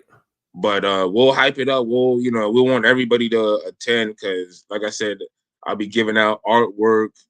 Y'all have questions, all types of shit. We gonna get on that vibe. I'll be selling artwork. So if you don't win anything, I'll shoot it to you for the low.